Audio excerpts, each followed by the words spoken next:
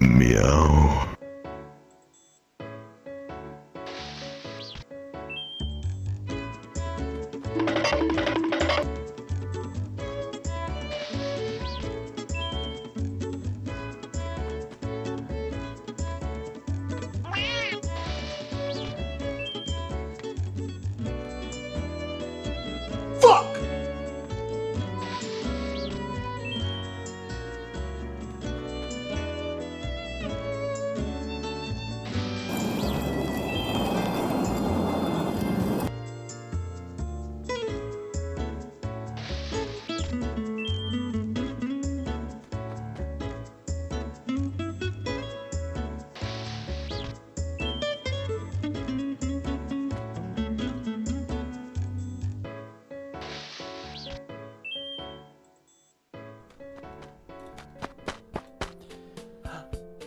Hello, everybody. Hi, friends. Hi. Welcome to the first ever episode of the BARQcast. I'm Banjo. I'm joined by... Hi, I'm Harvey. I'm famous Twitch streamer. I'm a Komodo dragon. Hello. famous Twitch streamer. And below me is... I'm Pineapple. Hello. I'm the social media team lead for BARQ. I do stuff for Ferality as well. I'm like a little creature. That's pretty much all you need to know about me for now. For now. That's a scary thing. Dude, this guy has a whole lot. Dude, you guys aren't ready. Set on stream. Actually not ready. And then last but certainly not least... Hi, I'm OkayDonuts. I'm a streamer, I'm an internet snake, and a VR content creator. Just a content creator in general. Hello, everybody. Hello. Very honored to be the first guest on the BARQcast. Yeah, first guest, baby. Yeah. Thank you everyone for following, by the way. Delicious first minutes. Yeah, welcome hello, on in, everybody. chat. Hi, Yeah. Oh my goodness. To everybody in chat, please feel free to talk, do whatever. At the end of the stream, we will be doing a Q&A. So if you have any questions you want to be answered, just wait till the end of stream, and then we'll get it going. Dude, all right? Sounds good. Someone said Pineapple FPS is at 15. We actually have him on a trail cam right now. He's in the middle of the Serbian wilderness. Nobody knows how to... we couldn't get him in the studio. I'm in like I'm in the Lithuanian woods at like 3G internet. I'm trying my best here. But you know, I'm here. I'm real. I'm real. You see me? I'm real. Yeah, I can see part of you. I can see a little bit of you. Oh, that's crazy. Yeah. So let's dive into the first topic. This one is going to be really important, and I think it's going to tell everyone a lot about us. How did we all get into the furry fandom? Harvey, I'll give you the privilege of going first. Oh, dude. my story, dude. My story's bad, man. It's real bad. Oh, I'm excited for this. Let's hear it. Okay, all right. But so I think in middle school I was starting to figure out what furries were and the whole fandom, but I didn't really understand the whole concept. So in my middle school, we were privileged enough to have iPads for every student. Did you have iPads? Somehow? We barely had Chromebooks. That's crazy. What did you go to? Wait, what do you mean you barely had Chromebooks? We had like 4 Chromebooks for like 40 people. They kept, I thought losing like them. every person had a Chromebook. No. But anyways, this is in 7th grade. This is around the time when Pokemon Sun was coming out. And let's just say to anybody who knows about Pokemon Sun, there is a starter Pokemon that the furry fandom loves a lot, and he goes by the name of Incineroar. And let's just say I was very excited for him because I am a huge cat lover, always have been. And so let's just say I did a little too much searching on Google. I searched up Incineroar and scrolled a little too far on Google Images and saw a certain photo of a certain Incineroar with certain body parts that were too much for my little quote unquote straight brain at the time, and it changed my brain chemistry, and from there I just dove deeper and deeper into the rabbit hole. You were never watching, really the like, same shows person. Yeah, no, not It all really. goes back to Google Images. Google Images is an evil place. I really, not for me. But yeah, after that I just started diving deeper into it. Watched like Beastars, BNA, the like usual stuff. I like how you say like you didn't want to see it at the time, but yet it drew you further and further in. Yeah, well, I just didn't know that art of this existed. Okay, I was in 7th grade. Okay, I literally like didn't know anything, and I just saw this. I was literally in school, in class, and I saw it, and I threw my iPad when I saw it. I freaked out. It was not good. Oh my goodness. So yeah, I found it. I found the fandom from that. Wow. And I wish I did it. I wish I found it in a more wholesome and forgiving way. When the iPad kid throws their iPad, you know there's a big problem. Yeah. That's exactly what's going on here. It was not good. It was not good. I was so scared because the school also can like see your like search history and stuff like that, and I was yeah, that's rough. Yeah. Anyways, anybody have any better stories? So, well, speaking of throwing school-owned hardware, I kind of have a similar story about that, but it mostly just I'll get into my furry origin story in a second, but I want to talk about this first. So, I remember my when I was in like the 7th or 8th grade, my school got laptops, and they were like Apple laptops, right?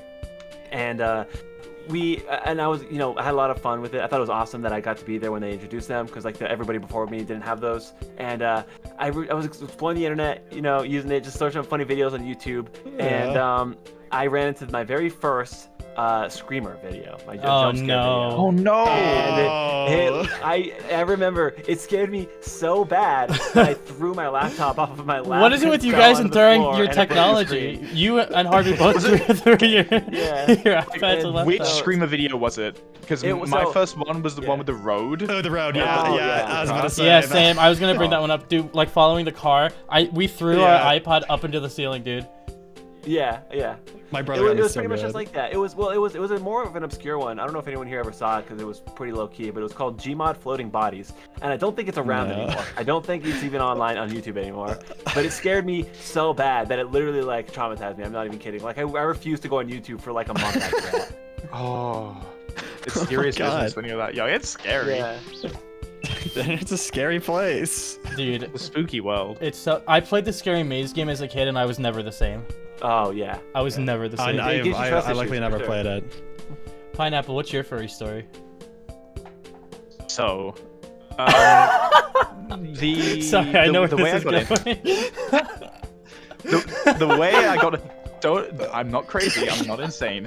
So, but the way that I got into this stuff is like kind of oblique. It was more of a case of being exposed to like various milestones and like, oh, this person I know is like associated with furries. What's a furry? I look at furries. That seems kind of weird. I don't really get it, but whatever. And then I sort of get exposed to it again and again and again. But something that's a milestone for me was my discovery of Bionicle and the Mask of Light, right? And this is related to furries because Bionicles and furries, there's an overlap in the Venn diagram. There totally is, absolutely. Yeah, right? no, I would agree. There's definitely there's an overlap for sure. 100%. I did not know Bionicle fans this. rise up in the chat. I know you're there. No. So that's Wait, so so you had that's not him. That's not it. That's not it. you had a crush on a Bionicle, right? So Was it this green remember the name Bionicle? of the Bionicle. Dude, I see Green it, man. Bionicle, hero, like tall, and this one's like Orbula. That's not right. It's like get out. Is it this one? Close? How many green Bionicles are there? How many green Bionicles are there? There's so many! So, Bionicle and the Mask of Light, green, and I don't remember any more details. If you find him, I'll start screaming.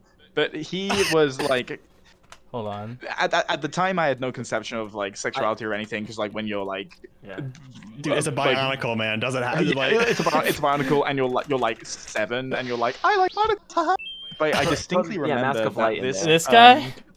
that's the one. Yes, yeah. That's So the this one. is what made you a furry. I like how everyone's like, dude, Nick Wilde made me a furry. Or like, Judy Hopps, you have the green Bionicle. The green No, Bionicle, because man. let's cast our minds back. You were like, you kids had your iPads and your Chromebooks and things. Oh.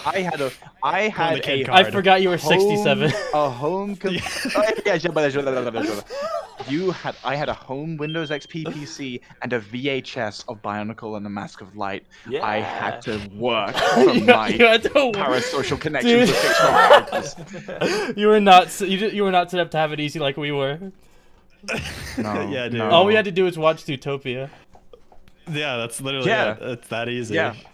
I genuinely do feel like there is a there's a generational equivalent to like pre-Zootopia and post-Zootopia furries. Zootopia did some work, man. It Yeah, for really sure. did. Zootopia That one comes up a inspired a lot. generation. Yeah. Inspired Yeah, a I like- generation.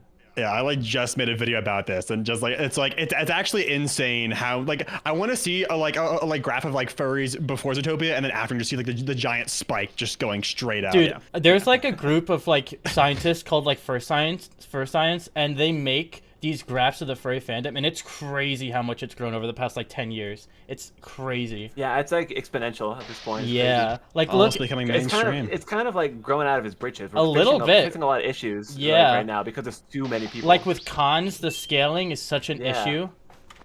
Mm-hmm. Like look at Anther. I think they're putting a cap on people in Anthrocon. I think that's something I heard. Oh, yeah. Yeah. Like I that's know crazy. it's just we're at the point where cons need to start making the leap to being big boy cons like PAX, you know, or like Big boys. Comic-Con. yeah. Yeah, it's interesting the seeing a convention experience like a furry con, which is pretty different from something like Comic-Con, where it's like, I want to meet the guy who played Luke Skywalker or something like, you know, the priorities of Comic-Con as a or something similar, where it's like you're going for a product, right? Or you're going because you're a fan of a certain media property.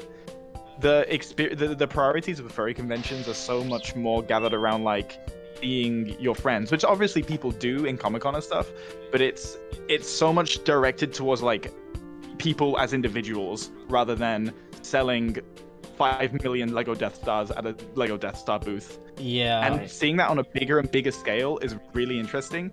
And it's something that I'm really excited to see what cons will look like in like 5 years or so, when con organizers really get to grips on how to professionally produce these like big, massive events. Not that like conventions don't have professional staff or staff that really know what they're doing, but seeing the scale really like match the amount of people coming in it's super cool. Yeah. I'm very excited. I think the future of furry is bright and colorful, in that order. Yeah. In that order. Sunshine and rainbows. Speaking of cons, does everyone There's here have no a favorite problem. convention? I've only ever been to one in my life. It was last year. It was Furthermore. Pretty small con. So I would just be hanging out with my friends, but you know, on the 5th I'm going to MFF, so I'm going from like a super small con to the biggest con. Yeah, MFF is like I've heard big it's boy. like a lot to take in, and I don't know what to expect. Like I honestly don't know. Well, That's wild. expect a lot of loud noises. At the last convention Okay. I was at, somebody just gave out like 500 like training clickers, and so everyone in the lobby was just Oh, clicking yeah. them all day. That's horrible. Yeah. That's horrible. Yeah, it gets a little noisy. I would go insane. I actually prefer Yeah. smaller conventions. I like there's this one convention that's local to me called Furpocalypse. It's like a Halloween themed one. It's my favorite ever. Shout out to Furpocalypse. I love Furpocalypse. It's just such a good con. I love the way they're run. I love the people that go there. I love their event schedule. I love everything. I love Furpocalypse. What if we had BARQ? Wow. What if we had BARQpocalypse? That could be big. You know what? Yeah, just like jumping into a physical convention now, we just get like every single person on BARQ, put them in a room, and just let it happen. That sounds like a good idea. It does. Yeah, Thanks for the be a follow, great JT idea. Watsky. Thanks for the Oh, follow, JT, Danger what's up? Wolf. Wow. Hey. Whoa! You know how many people are on BARQ? There's 205,000 people on BARQ.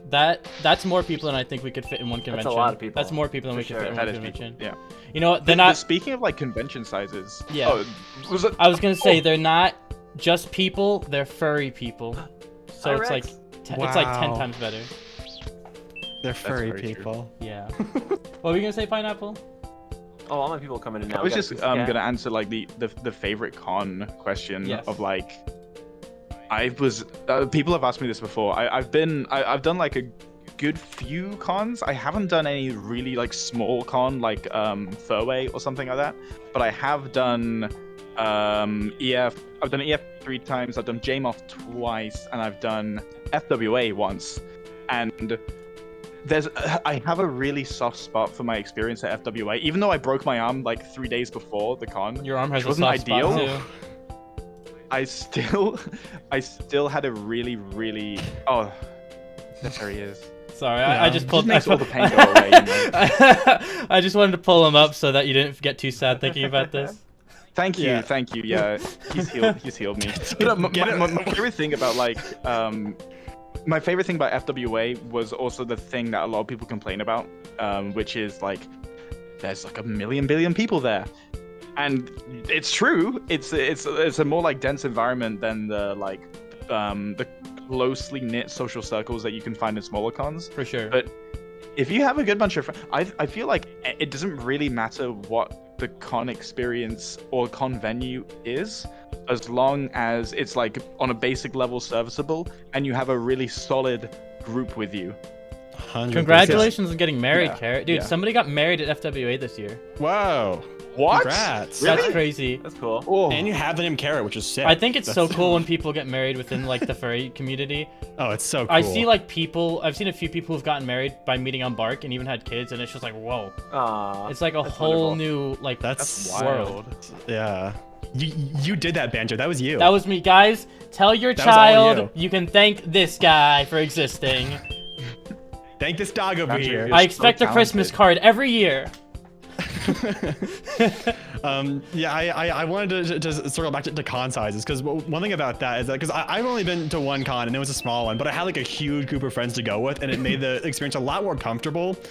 And also one thing is that I get very overstimulated when it comes to like huge public spaces, for example, like amusement parks and stuff like that. Like I honestly just can't handle them just because there's so much going on at all times.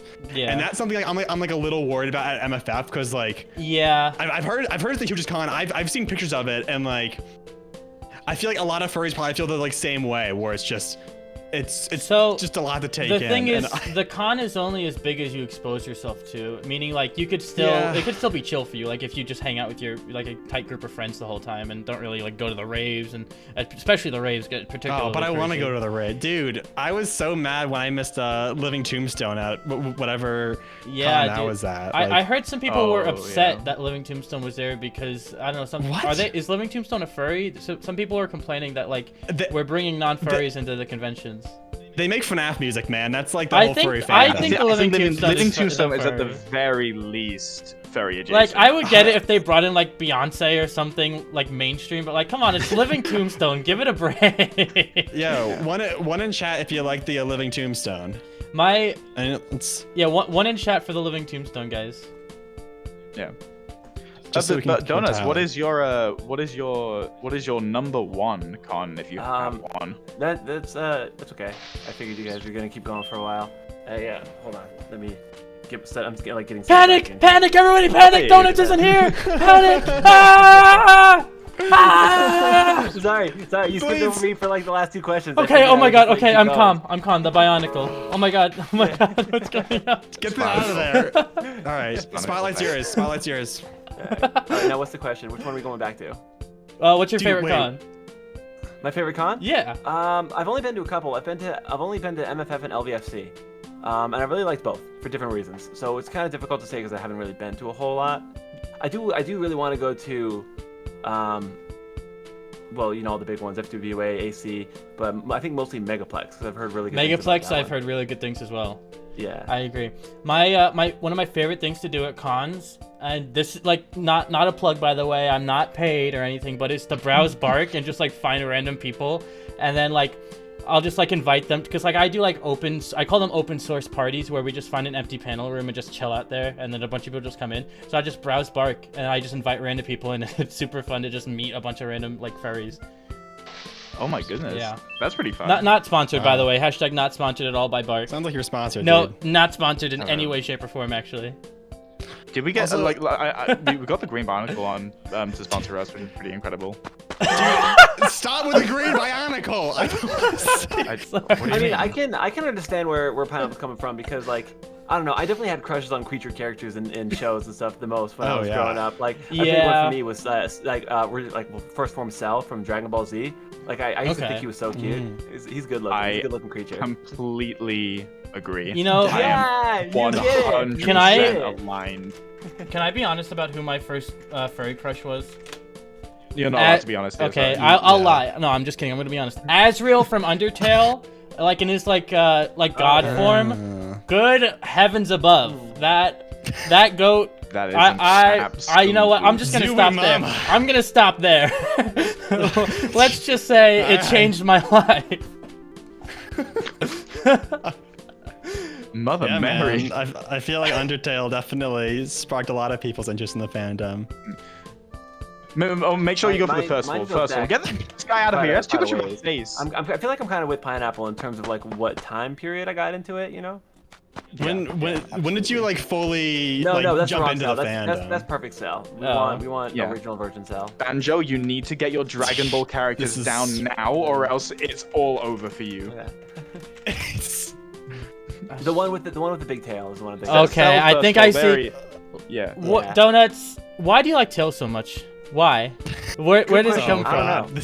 It just. I guess I'll give you. Well, how about I start off by talking about my furry origin story, and then maybe you get Yes. an idea of it. I'm actually curious about this. Yeah, well, to go back to the first question, I kind of like a lot of people my age and you guys, I grew up with a lot of furry media, you know, in like movies and stuff like that.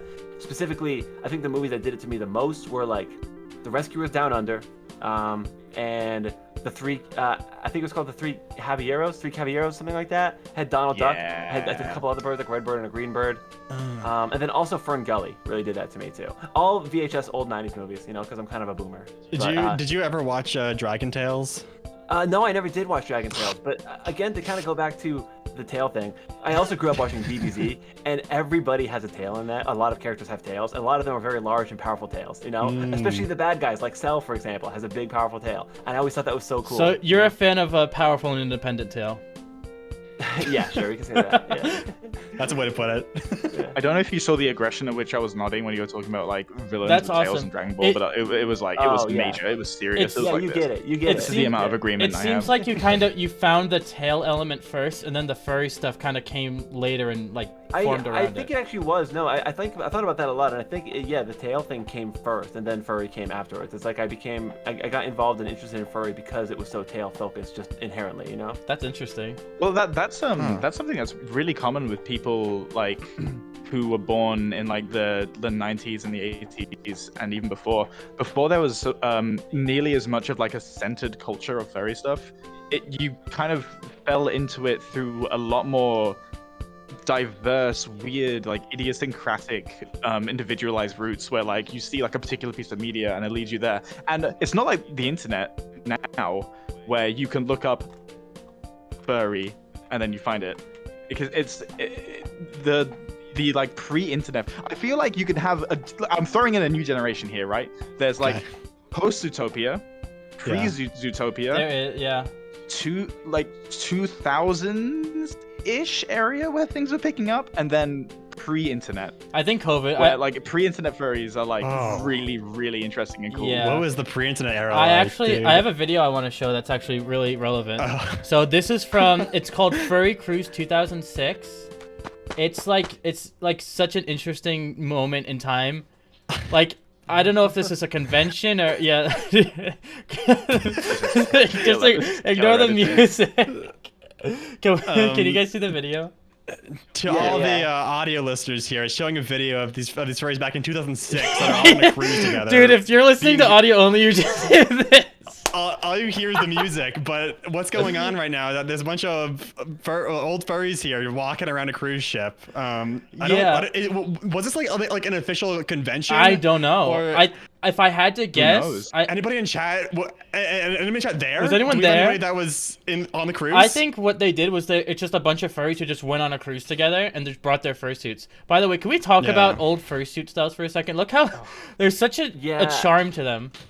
It's interesting, like how much the style has like changed, like the I don't know, the popular style of suit has changed, you know, since then. Yeah. It's actually crazy to see how much it's grown. The big thing used to be they all used to have abs, no matter what. Yeah. Gotta have those abs, dude. You gotta.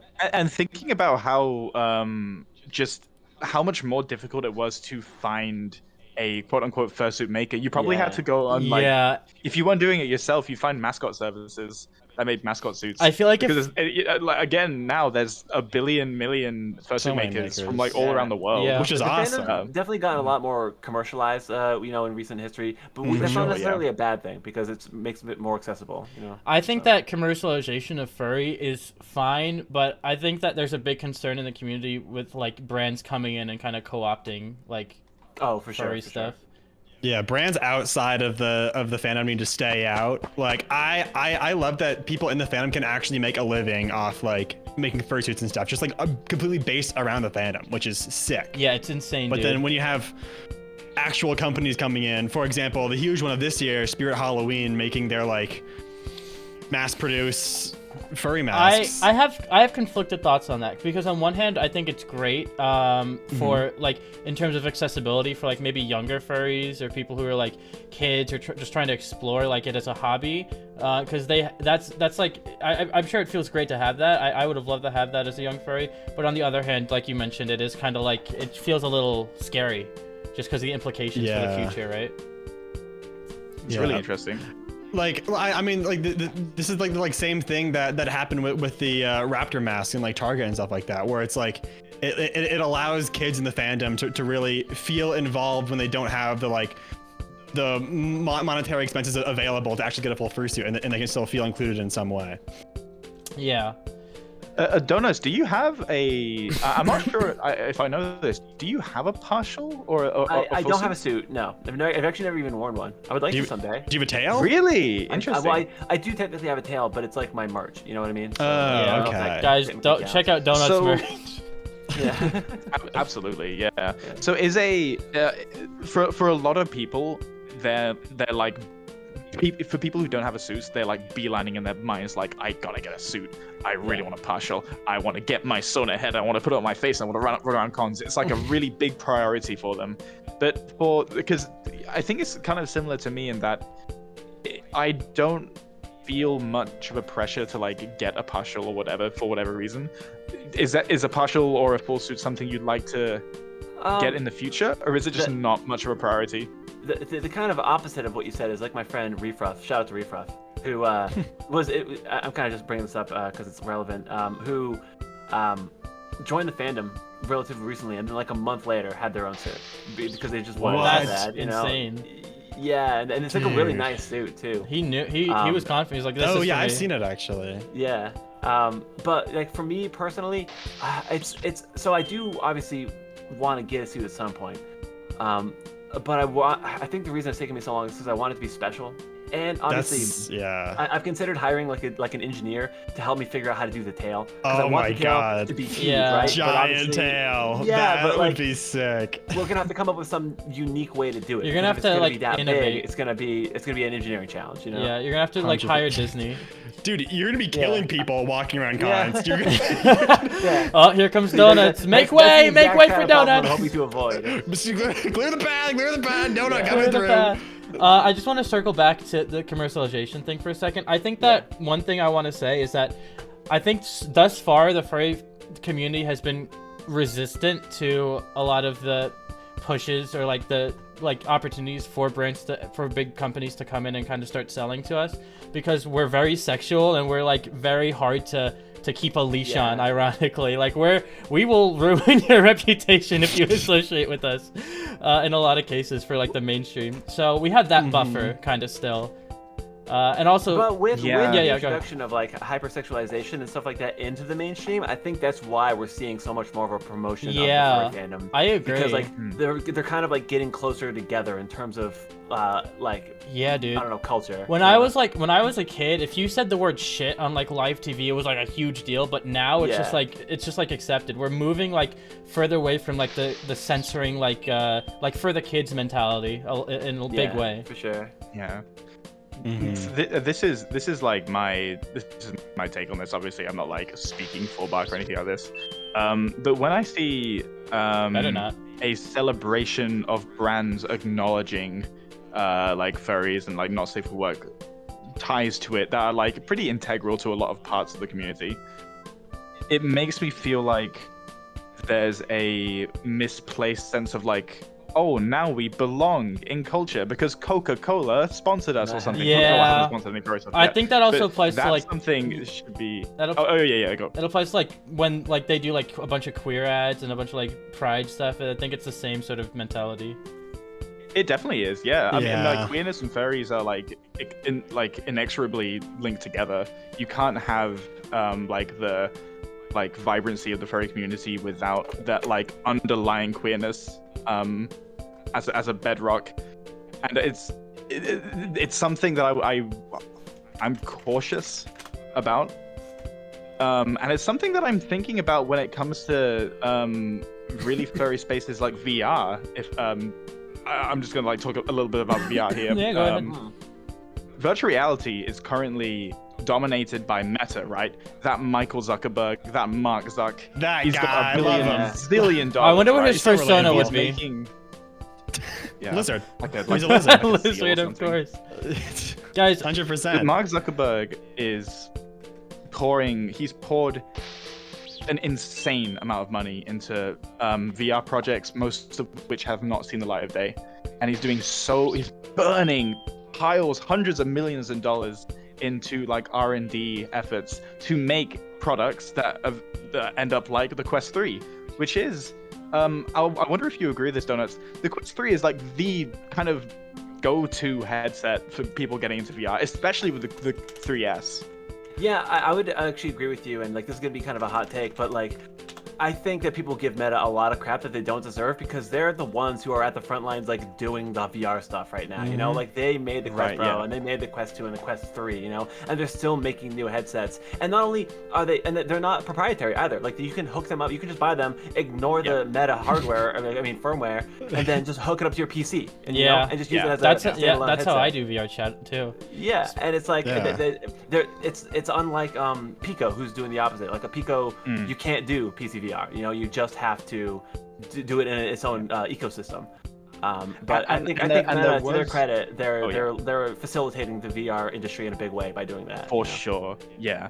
And that's something I was going to mention. Like, even though corporations, the bottom line of corporations is to make money, and they will exploit like minority groups in order to do that because that's just the way this whole system works. Yeah. However, queer communities and furries, we can definitely use the kind of technology and the kind of social spaces that corporations like Meta are trying to capitalize on. For example, we've taken the Quest 3 and the Quest Pro, and we're really enjoying that. So many more people are getting into VR and VRChat and like furry VR spaces.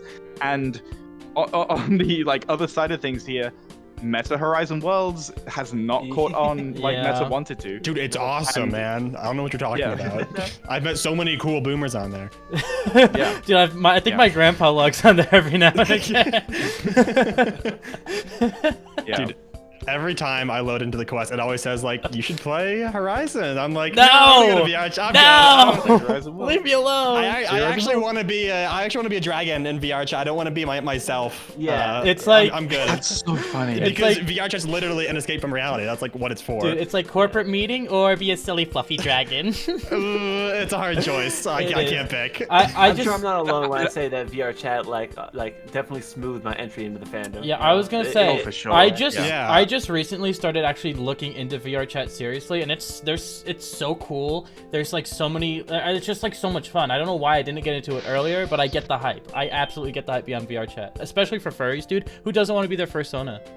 Yeah, it's great. It's great. literally perfect. It's like the way that I have it set up now is the most optimal setup in my opinion, because I've got the face and eye tracking. It's totally wireless, and I don't even have to use my controllers. So like I could just use my hands, right, with hand tracking. And so it's literally like, because like I don't know.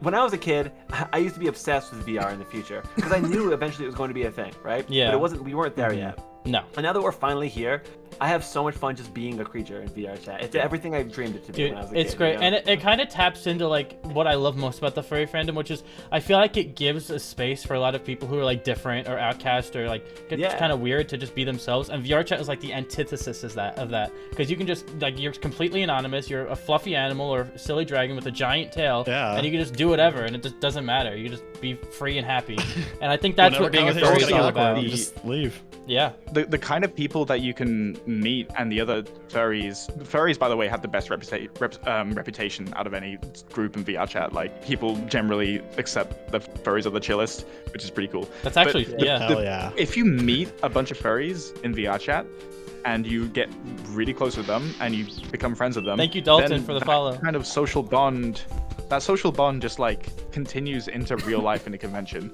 I if you agree. meet them. And Dalton, who just followed? yeah, speaking of Dalton, Ferality, I think, is like so ahead of its time. I think that it came along at the perfect time, like during COVID, and I think that the more accessible like giant events like conventions are for like as many people as possible, I think the better. I think Ferality is great. I was going to talk about when we were talking about conventions, but I think that was a great time. Have you gone to Ferality? I know you've gone to Ferality, Pineapple. Who, donuts? Or either of you two. Oh. I don't know. Yeah, You that's both look the valid. same. I can't tell you used to, apart. yeah. Dude, I'm not a snake. You have purple eyes. You're gray. I'm sorry. I get confused. Sue me. Okay. Well, I guess we're a little Sue me. similar. Yeah, Alright. I used to be on the Ferality team. Yeah, I was there. I went to Ferality and went to Dalton, actually. Yeah, we both went to one. one time Wow. ago. Hot So, shot over here. What's it like? Because I've never actually been to Ferality, but I've always been super curious on how it actually goes. Is it just like a furry convention? Yeah, in VR? it's pretty. They've done a really good job Yeah. about translating the convention experience to VR and online. You know, because like there's a lot of challenges about like, well, because like a big part of the con is the space, right, that it occupies, and they do such a good job of creating these spaces that like feel like you're navigating this like world built just for you, you know, and I think that's a really unique thing that not a lot of online conventions do. Yeah, I think also Dangered Wolf brought up a great point in chat, how Ferality kind of fuels the growth of physical furry conventions. I see VR furry and like physical furry is kind of there's a divide. There's kind of a separation, and I do think Ferality brings them together. I do think I've met plenty of VRChat furries that are just like, yeah, I'm just kind of like a VRChat furry. I'm not really like into the fandom. I wonder why that is, because I would have figured it would have been like one and the same, right? Anyone else share that? What, like someone who plays VRChat? Yeah, in the they're just fandom? like a VRChat, Or- like they're just a VRChat furry, but they don't like go to conventions. They're not really like on furry socials and stuff. I mean, I feel like that definitely goes hand in hand with like, are they socially anxious? Do they have a fursuit IRL? Like, do Yeah. they actually want to like spend the money to go to This actual kind of- conventions? This kind of boils to the question, the age-old question of which you can make an entire podcast episode about, like, what is a furry? Yeah. Because you can say, oh, you can only be a furry if you have a fursuit. You can only be a furry if you have a persona. Blah, blah, blah, blah, blah. The answer to this, I don't think there's a real like debate about this. I think it's kind of a silly like push and pull of like finding qualifiers for something that doesn't need to be qualified. That's true. It's more or less That's a like, good point. if you say you are a furry, if you want to be associated with that, then you are. Good job. Did it. For sure. Yeah. 100%. Yeah. Yeah. Speak. So Donuts, I wanted to ask you a question. Like, okay, like role play. RP, you are in a blank white room, right? I am John VR, inventor of VR. I've got I'm here from the future. Wait, 50 years Pineapple, in can the I add something future. to your question? Can we just Yeah, say yeah, of that course. you also have the BARQ app on your phone? I have the BARQ app Yeah. on my Thank you. iPhone Thanks. 912. Not sponsored. BARQ's going great, by the way. It's amazing, you know. Really cool features. Okay, continue. So I approach you like kind of in like a really confident way. I have like a cool coat on and everything, right? And you're sitting down like, wow. Not to godmod, sorry, I didn't mean to. You don't have to say wow if you don't feel like it. So, right. I take out from a box a headset, a VR headset, and I say, this is the new Valve headset. What will that look like for you? What is the perfect future VR Like headset the for VR? next like index, I mean like the index 2 or whatever they've got in like in store, you know. Thanks for the in my follow. mind, Index 2, yeah. The very best thing a headset can do is to be as unobtrusive as possible to the human body. So right now, it's actually there's a pretty high barrier to entry to get the best VR experience, right? Because you have to own a lot of hardware and you have to wear a lot of hardware, which is kind of a unique thing to have to do in order to experience a digital, experience. And so, like, I think of a headset that can have inside-out tracking, as people have talked about in the past, as in you don't have to wear any trackers. The headset itself can just do that. It can either physically sense you, or it can use IK to interpolate your movement. and also face and eye tracking, you know, the whole shebang, and also not having to use controllers as well. You know, but like I said, having it as lightweight and as little stuff that you have to hold and wear as possible, I think is the best thing a headset can do. Along Genuinely, with the setup process as well. Yeah, It's like yeah. that's Make it like one convenient. thing that like peeves me from getting into VR. I'm like, oh, I gotta set so much stuff up to actually get in there. And Yeah, then I get too tired. And then my setup process is pretty extensive with, like, you know, having to get face and eye tracking, and then having to get my Vive trackers to play nice with my Quest Pro and all that. Yeah. okay, you get a Oh Quest yeah, Pro, do you have to do the wiggle wiggle? The wiggle. Dude, wiggle. I have to do that. I've actually found a way around doing that. I'll tell you about it after. I'm curious because I also have one and I have to do the wiggles and I want to get rid of it. Wait, what is the wiggles? Can I get context? What is, because the wiggles to me is like a band. You do a shimmy shake when you Beloved get Australian children's band. Yeah. And they're a technique that you have to do if you have a non-Vive headset or a non-Steam VR headset, but you want to use Vive full body tracking. And because the two like Meta and Steam, they're like, we don't want to share information, blah blah blah. So you have to get a third-party like mini piece of software to get these two VR spaces to overlap, so that Steam VR stuff will behave nicely with Oculus stuff. The VR rabbit hole is really deep. Someone said that it's in chat. really it's deep. So deep. I like just started looking at it, and like the first like 5 minutes, someone's like, "Oh yeah, you can buy $60,000 of equipment if you want to simulate the physics of a tail." It's crazy. But that goes to show how much potential it has, that people are willing to spend that much money into it and like to really invest into it. Like VR, I'm gonna go into a small pineapple story, like a tiny fruit salad. Oh boy, pineapple story! I'm so excited. Welcome to Pineapple Story, everybody. Yes! So I moved to Japan from the UK for 3 years in 2021, and I became an English teacher. If anyone knows abroad in Japan, Chris Broad, I did the same thing as that. I went on the JET program. I completely uprooted myself from my hometown, my like European friends, my UK friends. I like took all of that away, and I was in a completely different time zone. At the time, I didn't know any Japanese. Thankfully, I did change that, but didn't know any Japanese. Didn't have really any local friends. I lived in a nuclear power plant town with like no like Chernobyl? Young people or queer people or furries or anything, which is pretty wild. But what I did was like get back into VRChat, and in 2017, when I first like joined VRChat for like a month, it was very much like a meme, ha ha ha, funny. Let's be Shaggy and run around and find Dr. Mario and then do a meme with him. It was that kind of energy, which is very much like 2017 VRChat. But I found a like really close social group that it was all Americans like staying up super late, and that worked. So when I got off work in Japan, it was just perfect for like hanging out with Americans who were staying up super late.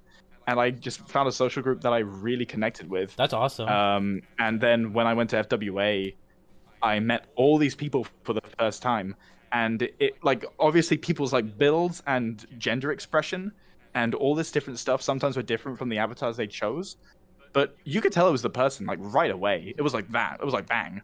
Wow. And that kind of potential for social connections that are just as real as being friends in physical space was like really powerful. I think, and that like I'm like a real advocate for it now. I'm like, if you're a furry, if you want to make friends, if you have a PC or a phone that's good enough, I'm getting really close to the camera, if you want to try that out, you should totally do it. Just you should probably avoid public lobbies because it's mostly screaming children, but if you can find a cool friend group, it is awesome.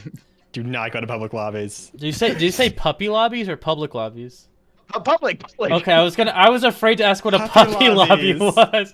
I was like, I mean, there are those kinds of lobbies too, but you have to get an invite. They're invite only. I would go to a puppy lobby. Into those ones. You gotta be known, man. Dude, can I grab guys? Can I get an invite to a puppy lobby? Oh my god. Banjo's my spirit animal. Guys, I'm a spirit animal. But Donuts, you spend like you're a VR denizen, right? I'm a bit of a VR fiend, yeah. How many hours? You're a How many hours in VR bit chat? of a gamer. I'm a bit I of a see fiend. you. Yeah. Yeah. How many hours, Donuts? I just actually let me check. Hold on. I'm so curious. Let me pull it up. I've got oh god. I don't know. I'm a little embarrassed. I don't know if I should say. Higher or lower than 2,000? Higher. Higher or lower than 4,000? Lower. Okay, there we go. Okay. So I'll just say, so I've got 3,137 hours on VRChat. Wow. That's like how much I have in Fortnite. Sounds like a lot, but Guys, there's a lot of people who have put way more time, like twice that amount. I have friends that are reaching Thanks to for the like follow, 10K everyone. almost. Can somebody calculate how many days that is? Well, the thing is, people when people look at playtime and hours, they think of games where it's like, oh, I played League of Legends for 3,000 hours. It's not like a game. System, right? It's a social space. Yeah. So cause it's easy to feel embarrassed about having thousands of hours in anything on Steam because there's like a subliminal association or like subconscious association with like gaming and just playing a game. You know what? And anyone who knows VRChat and has spent a lot of time with VRChat. You know what, Donuts? I'm gonna. There's more than that. I'm gonna make you feel a little less bad. I have like 2,000 hours on GT Online, just GT Online. So that's way worse than what you're. What you. I mean, like Pineapple is saying, it is a lot like it's you can't really call it a game, you know, like a video game because it's kind of like social platform. Media. It's like how many hours do you think you spend on Twitter? You know? It's like how many hours you spend sitting on the couch talking to people, dude. Yeah. Yeah, it's like it's a lot easier to rack up hours in VRChat than it is any other random game, unless you're super addicted to that whatever game that is. I don't know. Avro says I have a friend that somehow has 20,000 hours in VRChat. I think that's more hours than the game has been out. How is that possible? Wow. Dude, that's crazy. Dude, Banjo plays GTA. That's gaming on Linux, man. Yeah. That's like gaming on Xbox One with Kinect. First is serious chat. business. Hi first. Hi first. I did want to pivot. Yeah. I wanted to bring up something that might be a little controversial. Uh-oh. Are we ready? First controversial topic on the BARQcast, guys. Brace yourselves. First controversial topic. Oh God, what is it? Okay, this is gonna be a meaty meatloaf. What do we think about like kids in the fandom and like the role they play? Oh, I see. Because hold on, will you guys answer first? I have to go tend to my dog really quick. Yeah. I'm so sorry. No worries. So my view is like I think that furries do a great job at promoting like the safety of like kids in the fandom, but sometimes I feel like it goes to the point where many have like said like, oh, I feel like I don't have a space to go in the fandom. Like, but how do you really mitigate that without presenting those issues of safety, because it is such an important thing? It's very tough because I talked about this pretty recently in my stream, but it's just like the fandom is so openly sexual, which is like a good and a bad thing that it's such as like a safe space that we're able to do that. But I think a lot of people don't put into like to factor that there are kids in the fandom also using the same social media platforms that you are, and we need to be a little more careful about what we're posting. It's definitely a topic to be talked about like a lot. But yes, I feel like kids should be in it because, you know, why it would be hard to join the fandom when you're already an adult. Like when you're a kid, you're like growing and learning what you like to do and your interests and everything like that. And if we block you out of the fandom until then it's like we're kind of jerks for doing that. Yeah, and this is a similar kind of conversation that like the gay community or like the queer community at large has, where, for example, pride parades. It's an event where you see a bunch of stuff. Some of it might be like more on the risque side, but it's something where, especially with furries, the internet is accessible. It's going to be accessible to like people who are under 18. And there's nothing anyone can really do about that. And people like it's something where it's like you have to acknowledge that is something that people under 18 can, and some of them will be looking at, as long as like in-person spaces and like events and things are carefully moderated as best that can be done. Dude. So that there's a clear like, hey, you definitely should not be here. if you're under a certain age, sometimes and like do whatever realistic things as possible. Sometimes at like conventions I go to, I see people walking around with their kids. I see some kids who have fursuits, which I think is super cool of the parents. But then at the same time, like during the middle of the day, I'll see people walking around in like like sexual like kink gear, like I've in the lobby where there's a bunch of kids. So it's like it's difficult to moderate. It's a very, very difficult thing to find a solution for. But I think it's important. It's especially tricky.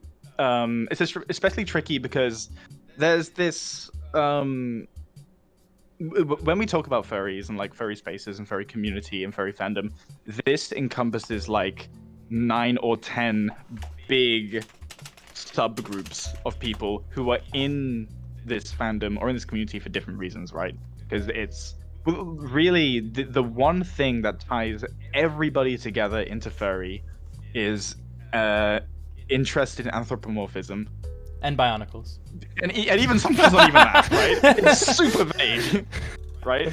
So like going for like solving big problems like the green button. Dude, there we go. But like solving issues like that, like making sure that like queer young people in general have like good safe communities is really important. And there are other events as well that cater to like not safe for work stuff that can coexist along with like all ages furry stuff, like LBFC, which is 21 plus. And Donuts, you went to LBFC. How was that? I did. It was actually great. I had such a blast. Yeah. Awesome. I'm gonna try and go this year. Next year. Did you have something to say on this? Because there's a very natural progression towards another question that I want to move towards when you're. Yeah. finished. Well, so it's as a content creator, this is always a tricky question for me, right? Yeah. Because I constantly have to walk the line. Trust me, I get it. Yeah. I constantly have to walk the line between making content that is risque but doesn't cross that line to being like full on inappropriate. I'm trying to remember where I was going with this. Oh yeah, kind of like what Pineapple said. So about like, it's funny that you brought up pride parades because I was actually thinking about the same thing, where the fandom I think at its core is about expression. Yes. And that's what personas are for, right? It's because it's a way to express ourselves in a unique way that kind of like shows what we are on the inside. And Absolutely. Pride is about the same thing. And the fandom, whether you like it or not, is gayer than a rainbow. You know, it's incredibly colorful. It's incredible. And so like it's kind of like taking a kid to a FurCon is a little bit like taking a kid to a pride parade. Yes. And a pride parade is about celebrating your sexuality, and which is inherently an adult topic, right? And so like you wouldn't really necessarily do that for a kid. Yeah. So I don't know. It's definitely a tough line to walk, but Well, it's also a thing like. In the context of like furry conventions and that kind of stuff, if like I'm role playing as a parent, I have little Jimothy and Limothy, my 2 beautiful children. They have propeller hats, and they're like, I'm taking them to a furry convention. It's a lot of the responsibility is now on me because presumably and hopefully I know what kind of space I'm entering, right? And if there's like a risque fursuiter that walks around like for like 5 minutes during a con or whatever, then I should be aware that there is a possibility of that happening and be like, do whatever is necessary to make sure that it's not an issue or anything. But like, I just hope that in the future there won't be like YouTubers, because there was this guy at EF, right? It was EF 2022. It was some like dickhead YouTuber of like prankster kind of guy who went to infiltrate. It was like one of those videos. They're so cool, right? Yeah, dude. I will do nothing to them that they're completely safe. It's just one of those things where, as the profile of furry becomes bigger, I'm looking for conventions to understand that it's that misrepresentation is going to be even more common. But thankfully, misrepresentation is something that's always been a case with media covering furries. Oh yeah, dude. People in charge of cons are pretty well practiced in the kinds of random shit that will be slung at them. I mean, do you remember the litter box thing with the whole mainstream media is going around claiming? Oh god, yeah. Even BARQ came up in the misrepresentation stuff because there's like there was a viral tweet from like apparently Charlie Kirk, some conservative person. Oh yeah. It was a screenshot of supposedly their phone, and they had BARQ on the app, and everyone was like, "Oh, what's BARQ? What's BARQ?" And there's just a bunch of like misinformation like going around about like what BARQ is and what furries are. Fun to deal with. God. Yeah. No, we don't really get the best coverage all the time because many reasons. But it's a similar like insidious misrepresentation that again the queer community has faced for decades. It's a historical thing where anyone who is like any like queer group of people on the internet, off the internet, in a convention or something, there's that like for whatever reason this like force that's trying to like thank you, Cap. twist the narrative to make it so like these people are actually Satanists.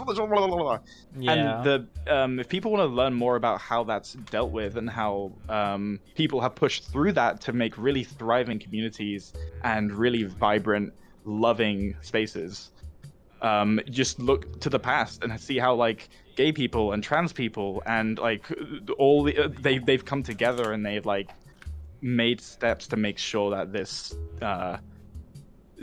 we can like protect ourselves as best as possible, because it's like a really it's a really important thing that I'm happy that cons I'm almost happy that cons have dealt with that kind of negativity before they were super big, so that they are now more prepared. We are now more prepared in the future to be like, okay, like you're obviously like that's a good point. You know, Mr. Bible lover 6969 is just like a dickhead, and like we can deal with it. Yeah.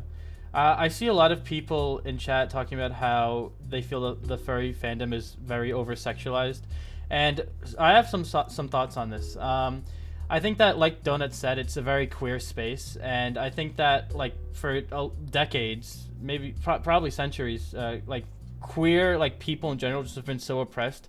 So to be able to have that space where we're able to meet each other and be really free, sometimes it can get a little it can feel a little saturated with the sexual stuff. And also I think that we had a huge explosion of like furries coming into the fandom around like 10 years ago, and now they're all like getting into their early 20s, and they're really feeling they're getting into that very you know what I mean, right? Feeling themselves. So I think that that's a big part of why we're seeing such like a saturation of that type of stuff in the fandom.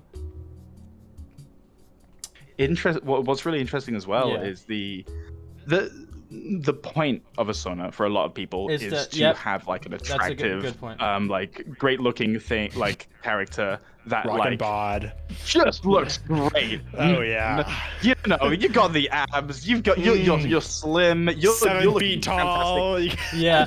I think exactly. Like definitely could kill me. I think it's also important to mention that like it's not that furries are sexual. It's humans are sexual. It's just we represent ourselves through our fursona, and we represent we like channel our humanity through this fluffy animal, and part of being a human is the sex part of it. So that also gets channeled through. Donuts. I said that. Yeah. What's up? I wanted to ask you something about this. So as a VTuber, you have your sonar is lovely, you look splendid and fantastic, and you have a big ass tail. Yeah. How often do you come across problems of like parasociality and people getting like too close too quickly? And how do you mitigate that? So I did a lot at first because I wasn't sure how to mitigate it, right? But I've kind of like figured it out. I've solved it at this point. I've figured out how to nip it in the bud, so to speak. It's just a matter of keeping most people at a double arm's length, as I call it. Like letting people see you online and get to know you on stream is different than actually holding a one-on-one conversation with somebody, which is what you really need to get to know them better. And I just and I kind of just don't have that with that many people, on purpose for that exact reason, And another thing, actually, to kind of talk about when it comes to selfies and stuff like that, So this is another one of my little defense tactics that I use. I'm proud of this one. It's a little clever. So I actually have posted selfies of myself in real life, like pictures of myself of what I actually look like in real life, specifically for the purpose of people looking me up to see what I look like. And what happens is, there's a lot of weirdos online, right? And I'm sure we've all had interactions with them. Yep. People who will stalk you effectively and like really look into your background and your past. Oh yeah. And they will and they won't rest until they've been satisfied with what they find, right? And so that's why I post selfies occasionally, is so that people find that selfie, they're like, oh, that's what he looks like. There's Donut's face reveal, and then they're satisfied. They're done. If you try to hide yourself 100%, you run the risk of a 1 or 2 or a million weirdos coming along and like stalking you, trying to dig deeper and deeper into your life, trying to like get to know you better, trying to like find your old profiles, whatever, you know. And just like finding and uncovering something you don't want to be found, right? You know, some old skeleton in your closet or whatever. Yeah. Which is what, so like I specifically post selfies in order to sate people who would otherwise do that sort of thing, you know. So Donuts, tell us about the skeletons in your closet. So they all have very long tails. Obviously, naturally. Yeah. Thanks, Coconut. There's a lot of vertebrae in that closet, let me tell you. Hey, you know what? I'm sure Verta slays. Hey. All right, Banjo. Banjo, we need to take you out. It's time. Yeah. Okay. It's over. You know what? Fine. Whatever. I want to show you guys an animation that I saw like a few months ago. Have you seen it? This is like, I think that if furries, I tweeted this the other day, if furries had like Disney money, we would be changing the whole world, because like this stuff is crazy. Like look at I give it 50 years before we have the first real life furry. I agree. Okay. Like look at this. Yeah. This is crazy. Oh my goodness. Yeah, it's so good. Whoa. I know. Imagine if we could have this real time rendered, so you could have this in like VRChat when like computers get good enough to do this. Dude, that's gonna be insane. That's crazy. That's the VTuber of the future. That is the VTuber of the future. It's crazy. What? I just want to watch it. It's like magical. Yeah. It is Unreal Engine. Whoa. I'm enamored. Yeah. I don't know what to say. It's beautiful. It's beautiful. It's unreal. It's Unreal, Unreal Engine, baby. Wait. No. But yeah. See, this is very smart of them, because they're catering to a very hungry audience. Oh yeah. You know, who's dying for this. Hungry vultures over here. Genius, dude. Yeah. I would eat this up. Well, I mean, I wouldn't. Hold on. I wouldn't like literally eat it, but like, you know what I mean. Banjo? No Banjo Vore. No Banjo Vore. Topic now. Are we going to this topic? Oh god. The Vore case. Guys, all right. So what do we think about Vore? There we go. Perfect. Ooh. Pineapple. Single. Okay. Like, for real. It's not like the worst thing. I'm a little bit of a enthusiast. A little bit of an enthusiast. Like Who's saying this? Is this Pineapple? Are you saying this right now? That's me. Yeah. Okay, that makes sense. You're a lizard. Yeah, it's always the reptiles. Dude, I'm a lizard. Wait, you're all reptiles. I'm surrounded. I'm not safe. I am not safe. Oh my god! I gotta get out of here. I'm a lizard, but I don't really see the appeal in Vore. I'm very curious about this, because I've actually been involved in the fandom for like 2 years now, and Vore is a very new thing. I need help too. 2 years. You're such a veteran. Like I've been like a furry for like 6 years or so, but I actually dove into the fandom like 2 years ago, and I've been learning a lot about Vore. I can give you the rundown if you want. Vore? Yeah. Yeah. Can you explain the appeal? Explain the appeal in like vague terms. Please don't get too specific. Please do not get too specific. Let's hear it. Trust me. Okay, look, like you asked. So okay, Vore is a really interesting subject, because it is an abstracted thing that you can't actually do in real life, right? So there's a level of like symbolism and like flexibility as to the people who are into Vore and what they want from it. And there's a conception that Vore is always sexual, which actually is not the case. There's a lot of people who like concepts of Vore because it provides a sense of like like intense like Or like it's, comfort as well. it's like the mega hug, right? I've heard it. Yeah, I mean, I've The heard BARQ like just like being in people's mouths. Someone just said the BARQ Vorecast. Yes. No. Everybody, I'm your host. I'm always so curious about it, but yeah. I tell you, I'm kind of with you, Harvey, because like I kind of got into the fandom a little around 2 years ago too. Well, I started being involved in the fandom a little around 2 years ago. Yeah. And that's when I adopted the snake Sona. And let me tell you.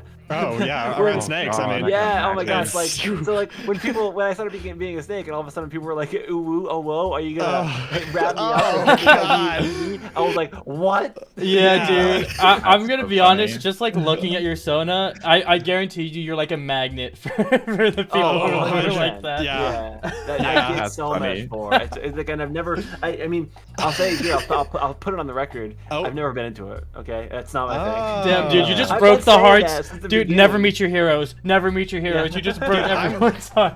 I'm with Donuts here, all right? Don't come into my chat telling me to eat you, all right? I'm not gonna do it. Guys, I only eat food. If you want me to eat you, I'll be a little confused, but I'll give anything a try once, you know?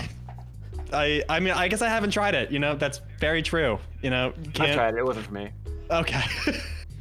Wow. Wait, you've tried it, like, actually, like, in person? Like, in real life? Yeah. Well, no, not real life. Oh. You know, RP, but yeah, it wasn't for me. Yeah. Okay. I can understand the appeal of it. Like you guys said, it's like a hug, right? It's like a big, warm, gooey, slimy hug. But it isn't necessarily about warm fuzzy feelings either, because like it can turn on its head to be like a more of an intense, like almost expression of BDSM, where it's like, haha, I'm gonna eat you, and then they're eaten, and then like they become part of this like dominant force, and that like that kind of. This sounds insane, right? This sounds completely crazy, but I mean, everything that you say. Surrendering. No, I'm with you. It's sort of like a weird extrapolation of this, dom sub dynamic. It absolutely is. That like surrendering of one's autonomy and physical agency in the face of an overwhelming dominance is just an abstraction of dominant submissive dynamics in BDSM. That's a great way to phrase it. Wow. I'm like into that. Vore now. I'm into Vore now. Dude. I get it. Let's Vore each other. Yeah, let's Vore each other. Everyone in. Okay, actually, like this is something I believe. If you can explain and like execute kinks well enough, a lot of people will find that they're actually into things that they would not expect to be into. Yeah. I accidentally grabbed the lighter from my VRChat green screen. Gotta explore. Where's the light? Oh, there we go. I'm back. Dude, you're breaking the immersion. The magic! We're burning the magic! Shut your mouth quickly. Do something. I don't know. Oh no! What were we talking about? BARQ. Oh yeah, BARQ. Welcome to the BARQcast. Wait. Do we want to talk about who here uses BARQ? Like, I use BARQ. I've met like everyone Really, I know. Banjo? I've met like so my entire like tri-state area, and I live in a very densely populated tri-state. Like everyone knows each other through BARQ. It's been like compared to like where I was at the end of high school to now, it's just like I know pretty much all my friends are from BARQ. Yeah, I know. I love BARQ. I mean, you are Banjo. I'm not that sponsored. makes sense. That's crazy. Not Banjo, if sponsored. you This guy weren't knows using everyone. BARQ, I'd be stunned. I'd be shooketh. Yeah, I mean, like I'm not sponsored by BARQ or anything. Like sure, I'm on the podcast, but I have been using BARQ myself for like a few months now, and I have been able to actually find a few people in my area and like actually get to know them IRL, and I've made like some of my closest friends actually through BARQ, which is kind of awesome that I'm able to do that through BARQ. Yeah. Hashtag not ad. Hashtag not an ad. I think that. Donuts. What about you? I've actually never really used it. I was waiting for them to incorporate a few features, such as I think it's coming soon, or it's either been incorporated. Location masking. Yeah, so that's you don't have to necessarily be in starting. Guys, wow. we're gonna get some BARQ tea. We're gonna get some BARQ leaks. Can we get BARQ leaks in chat? Hashtag BARQ Hashtag leaks. BARQ leak. Yeah. Hashtag All BARQ right. leak. So this next update that we're cooking up, we're gonna add the ability to use BARQ without ever sharing your location. You don't have to share it with us. We don't know where you are. It won't show up in your profile. Nada. So you can use it without sharing your location. And then kind of what a lot of people who will use BARQ who don't necessarily use their share their location, a lot of the features we want to incorporate is we want to make it like a virtual con badge. We want to make it like a fursona management service. We want to make it potentially where, you know, you have like a directory of artists, and you can like just browse a list of artists and view terms of service and commission from there. So the vision for BARQ goes beyond just meeting friends. But Donuts, I think with this next update, you'll be very happy. We're also adding, and this is a hashtag leak, hashtag Banjo leak. Don't tell my boss. We're adding temporary statuses. So like say you're at a convention, this is super useful for conventions, by the way. You click it, and then you set your status to like in the lobby, and then for 2 hours, and then for 2 hours it'll display in the lobby. So someone shoots you a message like, hey, I heard you're in the lobby, and you're like, yeah, but not for you, and then you leave because you're a hater or something. I don't know. But no. I definitely get why like popular furries wouldn't want to be on BARQ with the location thing. As much as I hate to be called a popular furry, or God forbid a poppy fur. Oh my God, I would never.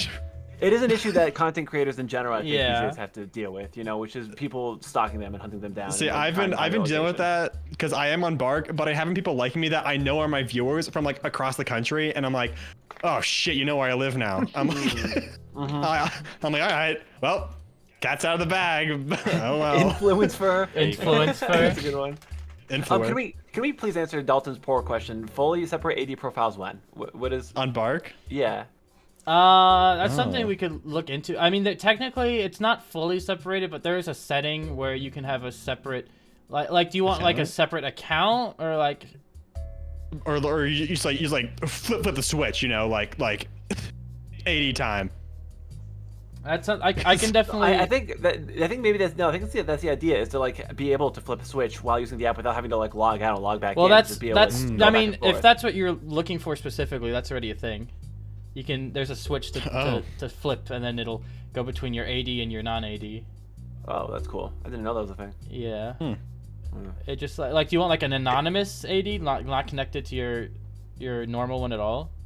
Yeah, okay. So you just want it not connected. We could look into that for sure. We'll put it on the list. In the BARQ, okay. We got something called the BARQ cauldron that's like underneath a warehouse in Czechoslovakia, and we are brewing something. We're brewing so many. Okay, the first part of that was a bit. We're actually making a lot of really cool stuff. We are. And we are. Yeah, go ahead. It's pretty sick. Yeah, seeing the state of the app from like now to like 2 years ago or even 1 year ago, we've added so much cool stuff. Yeah. And I'm really excited to see the potential to like really make strong local bonds through BARQ, and like take some of the VRChat energy, honestly, and put it into locality and like physical space. That's gonna be really cool. Yeah, speaking of VRChat, I'm really curious to see how we can use BARQ as like how people who play a lot of VRChat can use BARQ as a tool, and what features we can incorporate. Because like I said, I just recently started getting more and more into VRChat, and I think that there's a lot of opportunities. I've been thinking about making like a BARQ hangout world. I don't know how that would be like received, but like I think that would be fun. I think you'd do amazing. I don't know. I'm very curious about VRChat. Oh my God! Hi, Azure Fielid. Thanks for the follow. Bye, Jacob. Yeah, I was saying this before. I think like a BARQ VRChat world would be awesome. I think that I agree, but I'm a little biased. All right, Banjo. Sorry, from someone Banjo, come on. From someone who's not biased here. This was like one of the like first ideas I ever told Banjo about when I first met him. I was like, BARQ VRChat world. That'd just saying. Cool. Yeah, everyone's got a VRChat world. Everyone has one nowadays, dude. Everyone, it's like a podcast. It's like a podcast. Everyone's got one. Everyone's got one. You got a mouth. You got a podcast. Okay, I'm gonna do a bit of a maneuver, right? I'm gonna try and find where my water bottle is. Oh God. I think it's oh God. Oh, my controller drift. Duh. Oh my God, I'm moving around. Okay, hold on. You know, wait, Dalton actually just asked a great question. What would that world be? And that gave me an idea. There's those like other social worlds, like what's it called? It's 2 minutes something. Furry hangout? Where like you have a couple minutes to like get to know somebody. Like a speed. Imagine if there was like Yeah, imagine if there was like a lobby where you could all hang out together, but then you could hop into like a game show like that, right? Where like it like That would be rotates cool. you I think around that- like together Dude, to socialize. if I knew anything about Unity, I would love to look into that. I barely got this Banjo model working. Dude, that was all me. It was. It was. I did nothing. Yeah, he's just cute little dog Banjo over here. You know? Absolutely. Barbecue. I think Yeah, that's we a do great need idea, barbecue. Donuts. Donuts is a visionary. Donuts is Yeah. a tailsionary. Stationary? Yeah, That's a bit of a I, stretch. off the bad. dome, by That's the pretty way. bad. I just came up with that. Off the dome. Dude, pretty you're rough. a genius. Wow. Is there a BARQ app stance on censored? We are I don't know what censored is. Who knows? Could What's be your anything. opinion on censored? What's your opinion on redacted? Tell the truth. Link? On Link? like the Zelda hero? Zelda Link? My favorite Zelda is Twilight Princess, to be Link. honest. Oh, Dude, okay, other okay, questions. okay. So in Breath of the Wild, I would always play as the Twilight Princess Link because he's the best one. Twilight Prince. I remember getting Twilight Princess for the Wii because my dad broke his little finger, and from the insurance, we bought a Wii. Nice. Very, very exciting days in the Pineapple household. And getting and playing Twilight Princess, it was like my third eye had opened because that game, when it came out, looked so cool and gritty. And going back to it, it is the muddiest looking game I've ever seen in my life. But with my baby goo goo gaga brain, I was so into it. I also liked how I could be a cool wolf and go like rah. There's an HD port of Twilight Princess, right?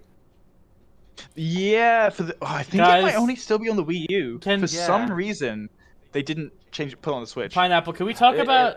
It'll probably happen someday. Can we talk about the impact of Wolf Link on the furry fandom? Oh, that's a big one. That's a big one. That's a Rivali right That's a there. big one. That's a Let's do massive. Yeah, that's a pretty big That's a one. massive one. I never played the game, so I wouldn't know. Mm.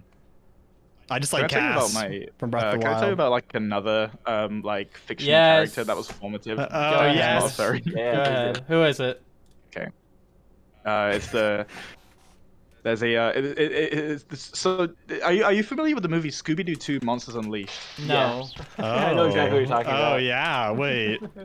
So there's like a glorpy guy who is like okay, it's not that guy. It's Who is it? With it- he's like I don't remember his name, but he's like a Just glorpy search up monsters. Scooby-Doo 2 Monsters Unleashed. Gloopy Guy. That's him. I didn't know he was green. The tar Wait, monster? I saw him as like black. But that's definitely him.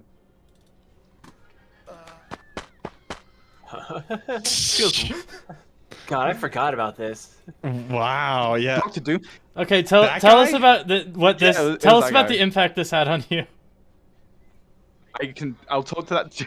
I can talk all day about that. Not live on Twitch. Yeah, you're a goopy latex fiend, aren't you? I'm remembering now. Oh my god!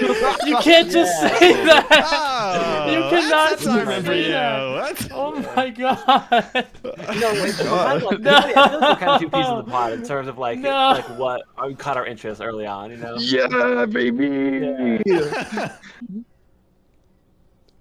God, Scooby-Doo looks so ugly in this movie. Hey, be nice. I don't like this Oh, Scooby-Doo. shit. Whoa. I think he's fucking dead. Yeah, no, he's Rose. gone. Oh. He just ended the life. Oh shit. Okay, Combo. we got it. Wait, cut, Combo is crazy. cut that. That's too Holy. great. Scooby Doo. But Scooby-Doo was Ooey gooey latex is not yeah. something that I've ever been particularly interested in. Wait, were you showing stream what we were looking at? Did they have any idea what we're talking about? What? This? The Scooby-Doo. Oh yeah. Yeah. No, they could Yeah. have saw that. They could have saw. Okay, I see it. I just. But to the Murder audio and listeners, Vore it on the was a- it was a giant- BARQ. Yeah. Audio listeners, it was a giant gloopy monster from Yeah. Scooby Doo. Yeah, we need. We need like someone who does like the assisted like closed captioning or whatever. Yeah. Someone's just describing. I feel like most of my formative experiences came from VHS movies Yeah, me that I too. just. Wait, Damn. I'll be the audio descriptor. Ready? And then Pineapple opens his maw big and wide. No, God. He's got so much ma. It's to be fair. It's a lot. By the way, shout out to the maker of this avatar. They are so cool. It's Midday. MIDDEH. Made the Durgan. You can get this avatar in VRChat. You can become me. You can be my I my do like brother. that one. Guys, who doesn't want to be pretty Pineapple? cool. Dude, Pineapple. You know Yeah. who we should get on? Finn from Ferality. Oh, there we go. Yeah. That wouldn't be a very good podcast. Finn isn't very. We need like Finn a likes to express interpreter, himself someone other who we need a translator. So Finn will just be like this, and someone next to him will be like, yeah. So that's actually very. Oh, I see. Right. Wait, does he just like actually not talk, or is Finn. So Finn is the Ferality Yottabyte Neural Network, I believe it stands for. Finn is the convention I need to drink my water. Finn is the convention concierge for Ferality. And You for just made people that who word don't up. know. That's fake. I have a literature degree. I can make words up at any time and no one will know it. I just have dictionaries in my brain. But Finn is like the nice like, mascot guy for Ferality, but he doesn't speak. No. Huh. Interesting. Yeah, I really know nothing about Ferality, so this is. You gotta get Ferality up, You gotta come. Harvey, you should come. You gotta come. Harvey, And you gotta come, take dude. me there, dude. Last Harvey, time, come. I know. Okay, last time I was gonna go, but I didn't realize it was the same weekend I was gonna go camping in the middle of the woods. So I kind of did the complete opposite of what Ferality is. I wasn't in VR weekend. I was literally in the woods with no internet. Guys, So- June 5th. June 5th to June 8th, I'll mark it right 2025. now on my calendar, so I Ferality. don't go camping that Go same to time. Ferality. Thank you, Elo with the Dark. Go to Ferality. I would love to go. I think that'd be an You awesome have to time. come. Yeah. It'd be a great time. Yeah, You have let's to do come. it. June 5th to 8th. I like it a lot. Do you see how much I like it? I'm putting my face this close to the camera to show how much. Dude, I you're like freaking me out, must, dude. you must really like it. Also, this is my formal I'm a- proposal to yeah. Dalton. Can I come back? Can I? Can I come back? Please, Please, he could have been a contender. He could have been a contender. Put him back in. Quickly do him. Oh, I can. Hell yeah. You heard it here first. Yeah, chat. baby. Donuts you're is back in back. the game. Easy, Awesome. easy peasy. Can I come as well? I don't. Yeah, you can come. Dude, Okay, cool. it's not all about you, Harvey. Guys, can we I just want can to we calculate it. can we Come on, spam not all about Harvey. Harvey, not all about Harvey, not all Okay. about Harvey. Harvey, it's Harvey, not stop. about you. I'm putting my Okay, hand. all right. up to the camera. It's over. I heard, whatever. I didn't want to go anyway. Actually, it's whatever. I don't even care. No, you're coming. You're coming. Well, I don't want to go actually anymore. Actually, no. No, you Thank do. you, Pablo. Okay. Can we get a time on Pablo actually? No. Please and thank you. There's a tweet I saw that I still think about sometimes, where like streamers say mods the same way that like kings and nobles say gods. So funny. Yeah. That's totally true. Okay, so donuts. I have a little. My brain's been percolating these past few minutes. I've been thinking of Finn's. Sorry, I was looking at Finn's chest. I've been thinking about questions for you, and something I wanted to ask is favorite part about streaming, least favorite part about streaming, as an experienced streamer. I've kind of, I will say that something I've kind of stuck to over the years of being a streamer is I've realized that my least favorite part about being a streamer is streaming. Okay, Yeah. dude, that's like, Amen, hey, what's your amen. least favorite part about being a mechanic? I don't know, dude. Fucking cars. I don't know if I had to pick. Stupid. Yeah, so like it's I don't know, it can be most of the time I enjoy myself on streams, but there are when you don't enjoy yourself, it feels really bad to do it. Oh, you yeah. know? It feels like you're Yeah. doing like psychic damage to yourself when And you're not streaming, enjoying and you're it. just like, I just need to push on. I just need to finish when up stream. When I push through a stream, I take psychic damage. Okay, at least like 1d10 of Psychic Like, damage. friggin- It's- Are you taking yeah. psychic damage right now? No, I'm having a great time right now. Cause like, yeah, but like, because like most of the time I enjoy it. Most of the time I like it. But like, as any streamer will tell you, when you don't enjoy it, it is hard. It is not a fun thing to do. Is it just like times. someone being? Is it just like someone being is it like a bad chat experience that's difficult, or is it just like other things? It can sort of sometimes be that. I mean, I'm pretty good about chat these days. Even if a troll comes along, I can handle them just fine. Sure. But it's less about it's almost nothing to actually do with the stream itself. It's almost always external circumstances. Like maybe something happens in your life, you're just not in a good mood that day, or you just didn't get that much sleep, or whatever. And so like, or all those things combined will put you in a bad mood and not want to stream. Yeah. But you've already said you were going to, you're already committed to it, and so you have to just push through it, and those are rough. The problem with that is that content creations, like if you stop for one day, like at least for me, I feel like I could be doing so much right now, but like I need like a mental health day, but like content creation is so fast paced, and you have to do something like 24/7 to like stay up with the times and make sure you're still like relevant or whatever. And it is just a whole bag to. Funny enough, like I said, my favorite part about streaming is actually all the stuff that has nothing to do with it. So like I love making little clips. Same here. I love making little posts and stuff. I love making stuff for like TikTok and YouTube. I love that crap. Yeah. But, like, the actual streaming part's kind of hard. I just like being here. I love this. I love everybody. I love the world. Banjo, not everything's about you. Not everything's about you, Banjo. It's not about you. So what would you? This is kind of like I'm guessing this is a question you get a lot, but like, if you could give a golden shining piece of advice, like my son Jimothy, he's grown up now. He's like 19. He's thrown away the propeller hat. That was a crazy bird. Jimothy. Yeah. Did no one else hear that? Why? I sound like a crazy person.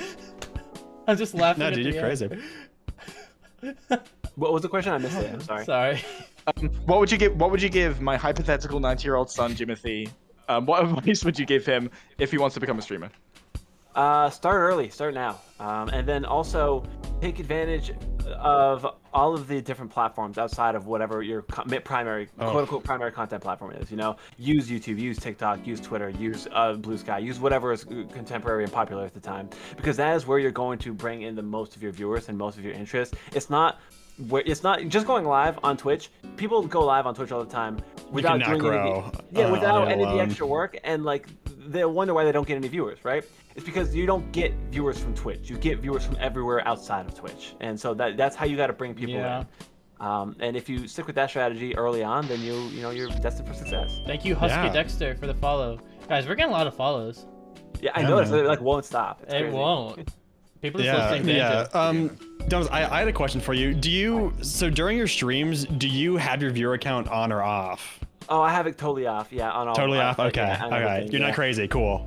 No, I know, right? Yeah, it's tough because it's like a psychic damage thing. Like even if the viewer count is really high that day and it's like really good and like healthy, it will still negatively affect me mentally, and like I'll like be thinking about it, and like if it dips, I'll be like, oh, what am I doing wrong? Like I'll start to panic, I'll start to get stressed about it, and then like as soon as it goes back up, I feel better, but then as soon as it goes down, I start to get stressed. And number go up. Yeah, it's horrible. Number go down. Oh. Yeah. I did it when I first started streaming, and it was horrible. My mental was drained.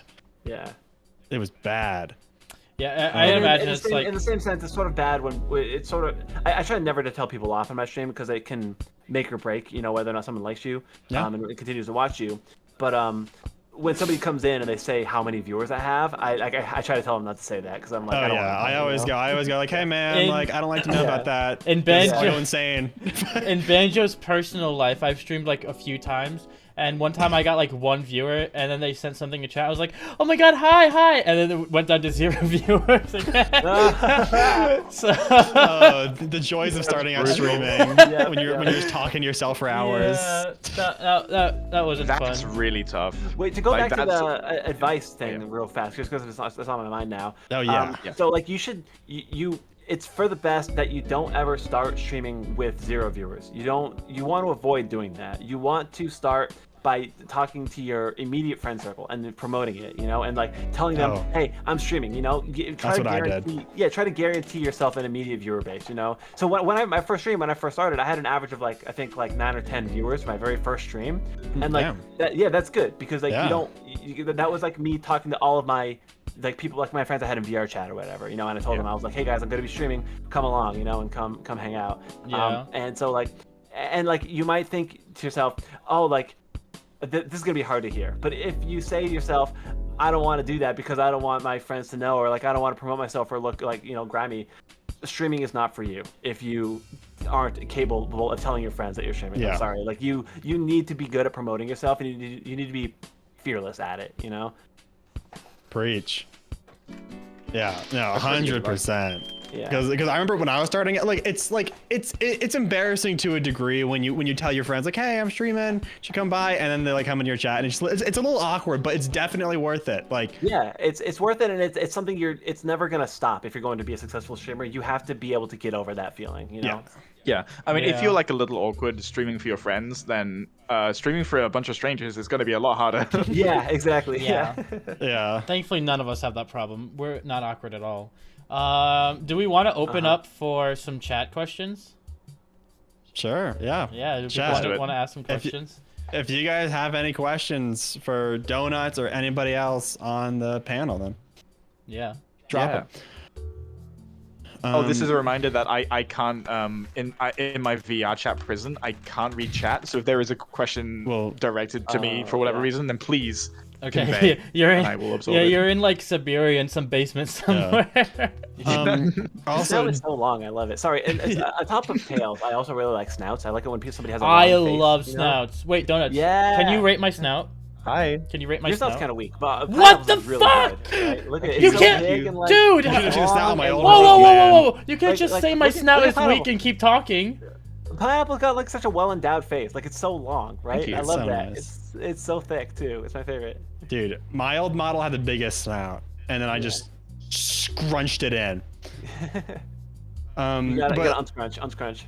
I know, I do gotta unscrunch. Long and big faces are where it's one at. day when I can get a custom model, then I'll. I'm sorry, Banjo. I'm sorry. Okay. I don't like this. I don't like this anymore. Hey, my snout is nice. My snout is good. But Banjo, if you get the Durgan model, the DERGON model on Gumroad, then you can be a Durgan too. Yeah. Wow. I'm a dog. Oh, whatever, dog. It's over. It's over. Scalies are here. Scalies are here. Yeah, it's true. All right. What's our first question from chat? Yeah. When is that coming onto the podcast? Actually, stay tuned.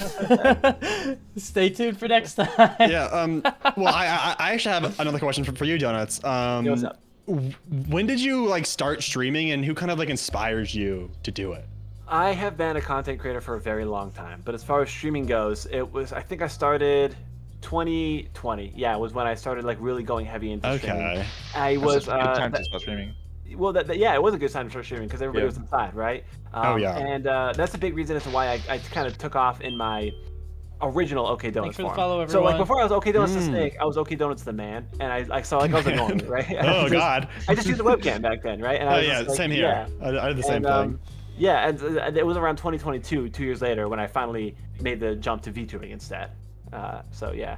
Does BARQ work in Skibidi, Ohio? Sorry, go ahead. Wait, what was that, Banjo? Sorry. So I was just reading the chat. Did you see that there was like a big viewership jump when you became a big snake? Yes, because I remade my channel. So like I technically made a new OkayDonuts channel for this. And yeah, I realized like my personality, my interest, it just appeals to furries a lot easier and better. And so like I kind of blew up very quickly, very fast when I started my channel. I think I made partner in 3 months on Twitch. That's impressive. Yeah, that's crazy. We have some questions from chat. Oh, okay. Number one is, what made you want your avatars to be designed the way they are, and what features drew you to that design and why? I'll go first because of course I will. My avatar is super cute and super fluffy, just like me, Banjo. So that's why I chose this avatar. The base was made by Ironic Soap, by the way. Okay, Harvey, you may go now if you want. Yeah, I mean, let's see. I mean, my actual Sona is a Komodo dragon. Though this model is more of just a dragon, and I have these giant horns. Dude, are you a Deathclaw from Fallout? No, I don't. I think you might be a Deathclaw from Fallout. Somebody asked me that a few nights ago in VRChat, and I You're don't know. Yeah. I don't know what that means. I think you're a Deathclaw from Fallout. Anyways, I had these two goat horns here because originally I wanted a goat Sona, but I also wanted to be a dragon, and so I just said I'm just gonna put the goat horns on the dragon. You know, just combine the two. Why not? But yeah, I started out as a dragon, and then I realized I want to be more like lizard and more like Komodo dragon-esque, and that's how I did that. And this is the model I have right now. I'm just a cute little guy. That's my whole thing now, because everybody calls me short. Nice. And stuff. Dude, so you're not short. You're not short. Really? You mean that? You're not you mean short. That? No. Thanks, you're man. not short at all. I'm 5'11". So that's the truth. Anyways, Donuts, what about you? Oh. What about your model? Yeah, so like funny enough, the snake thing actually came around totally like serendipitously, because I was in VRChat before the snake. I was like this little like standard Quest 2 model called the Lizard Wizard, and it was like this little that green one. guy. Yeah, with like red eyes and like a staff, right? And that's what I was I've seen for the that longest one. time. Yeah. And I until a friend came along, and they just had like a cool snake avatar. What would become my original snake avatar? Not this one. It's before this one. You might recognize it. But yeah, and they were like, "Oh, you want it? I'll just give it to you." And so because that person gave me my original snake avatar, it would set off all the events that would lead to me being a snake. Yeah. So that person is kind of like the unsung hero of OkayDonuts, right? Because if they had never given me that avatar, I would never be here. You know? Shout out. Shout out. Yeah. Shout out. Yeah. Dude, Shout out they to made Murder Dog. you. Yeah. They made OkayDonuts. Yeah. What do you think? But, oh, sorry. Go sorry, what ahead. was I was gonna read. I was another just saying question. that yeah, so like, and then from there on out, it's kind of evolved and become its own thing, you know. And so like, I never people. This is gonna be a little divisive. People are gonna hate me for this, especially snake sonas. I've never personally really liked that snake. No, sona you much, can't you know? say that here, Whoa, dude. You whoa, cannot whoa, say that. Cut the cams. Cut. Dude, Hold on. dude, Okay. dude. All right. Thank you guys. I don't know. Like, I don't hate snakes. I don't hate snakes. Okay. Okay. Yeah. Elaborate. They're just Pineapple's they're getting okay, you know? mad. They're just mid. They're all right features. They're mid. You Whoa. cannot say Hold that. on. Oh, You're calling no. your own species mid? Yeah, Dude. well, because like I didn't necessarily choose it. So like if Self-loathing I'm isn't glad that I ended up- healthy. I'm glad that I became a snake. I'm very glad because I think it worked out for the best, and I think it really. Oh, we're getting raided! Oh, what's up, Tree Town? Oh, it's Tree Town there. I don't know. Hello. Whoa. Welcome in, Raiders. Welcome to the first official BARQ. Welcome to the Yeah, BARQ. baby. Welcome to the Hello. BARQ. Can we get a shout out? Hello. Can we get a shout out, somebody? That's awesome. Welcome on Wow. in, people. Welcome. We got We're talking about OkayDonuts. how donuts hate snakes. Donuts hate No, snakes. I don't hate He them. I actually don't hates them. No. Complete Don't madness. blaspheme me. I was just saying that. You just said dude. You called them mid. What if people? Yeah, they're okay. They're okay. Okay, dude. I mean, Oh my god.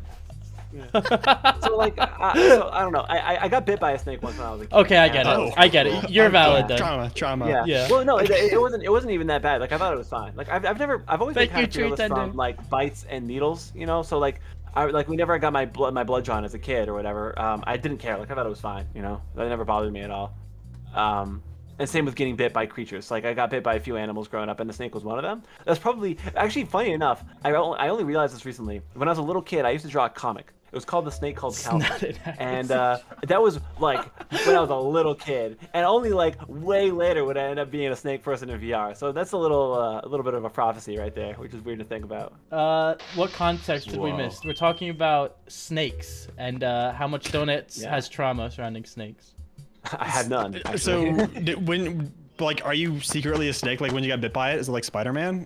I wish I grew tail? snaky. Well, because like I remember like seeing like the lizard man from or the lizard from Spider-Man. Spider-Man, yes. I used to wish that I could be that. Yep. I used to wish that I could be the lizard. You know? So cool. It's a good tail. That checks out. That's That's a a good good. tail. It's It's a good ass Shouts out. tail. Yeah. Donut's afraid of snakes. Hard to believe. Yeah.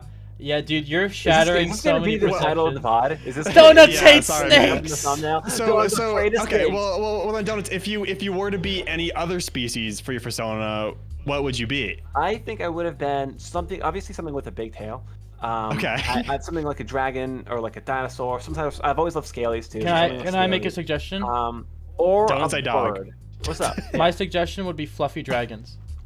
Oh, Yeah, okay. no, a fur dragon or some sort of like bird Yes. with a big tail. You know, like a cockatrice would have been cool. You know, That would be awesome.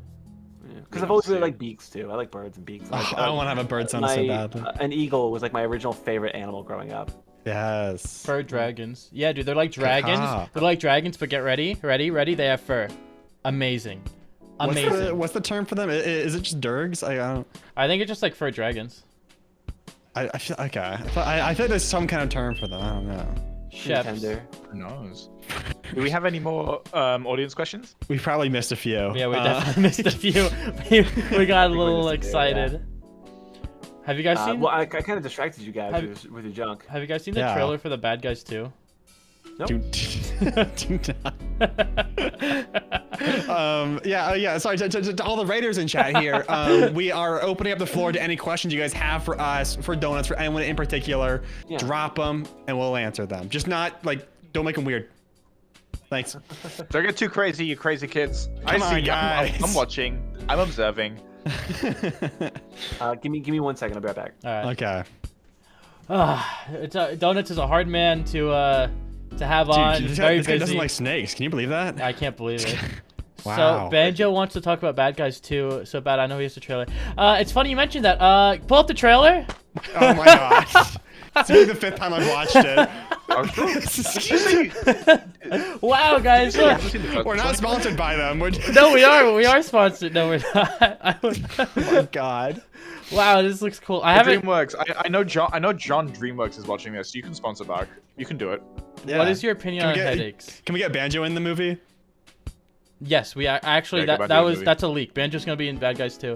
I hate headaches, and I think they should stop. Hey, Dude, dear, who likes this is an headaches? open letter to headaches. Stop it. Stop it. Stop getting in my head. Do you I have, Stop. don't do you want have you yourself dare. some?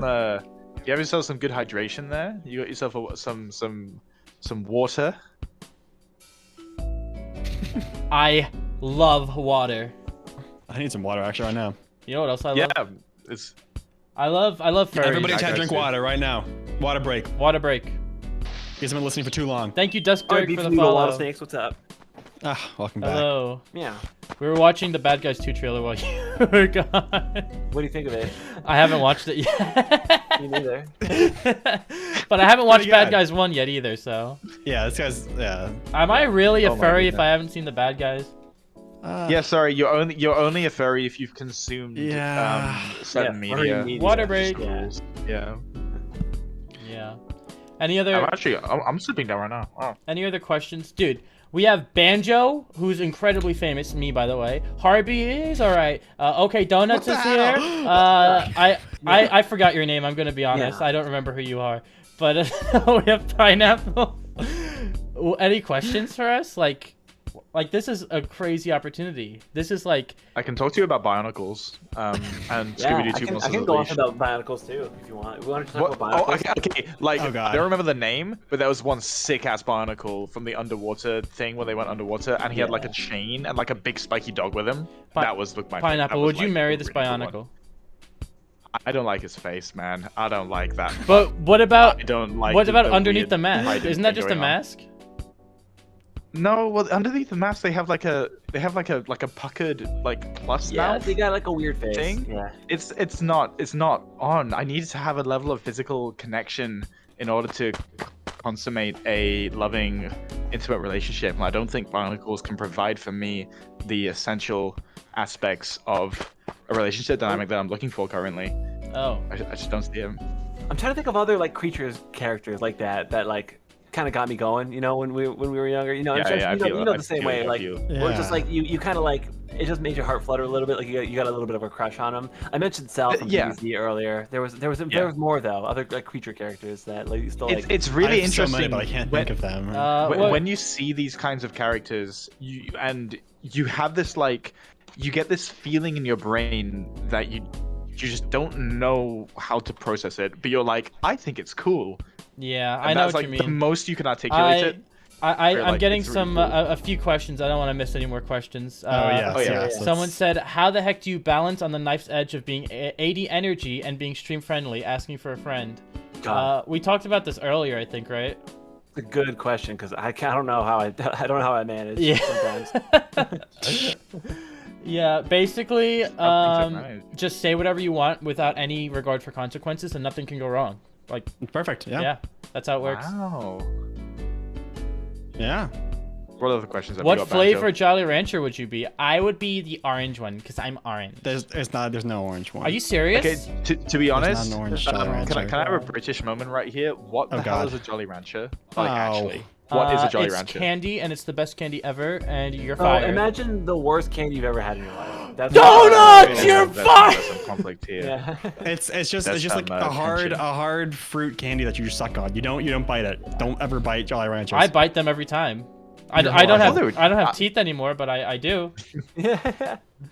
Very interesting. Somebody said, "What's a must-have experience for someone new to or just starting to explore the fandom?" Great question. Glad you asked. You want to meet people in real life who are also in the fandom? There's an awesome app called BARQ, and it'll let you connect with a lot of furry locals. Yeah. Other than that, just getting on Twitter and nothing else. There's literally nothing No, else. there's I definitely have other something. things. Okay, go ahead, Pineapple. So, Ferality, which is Okay, we're just doing plugs.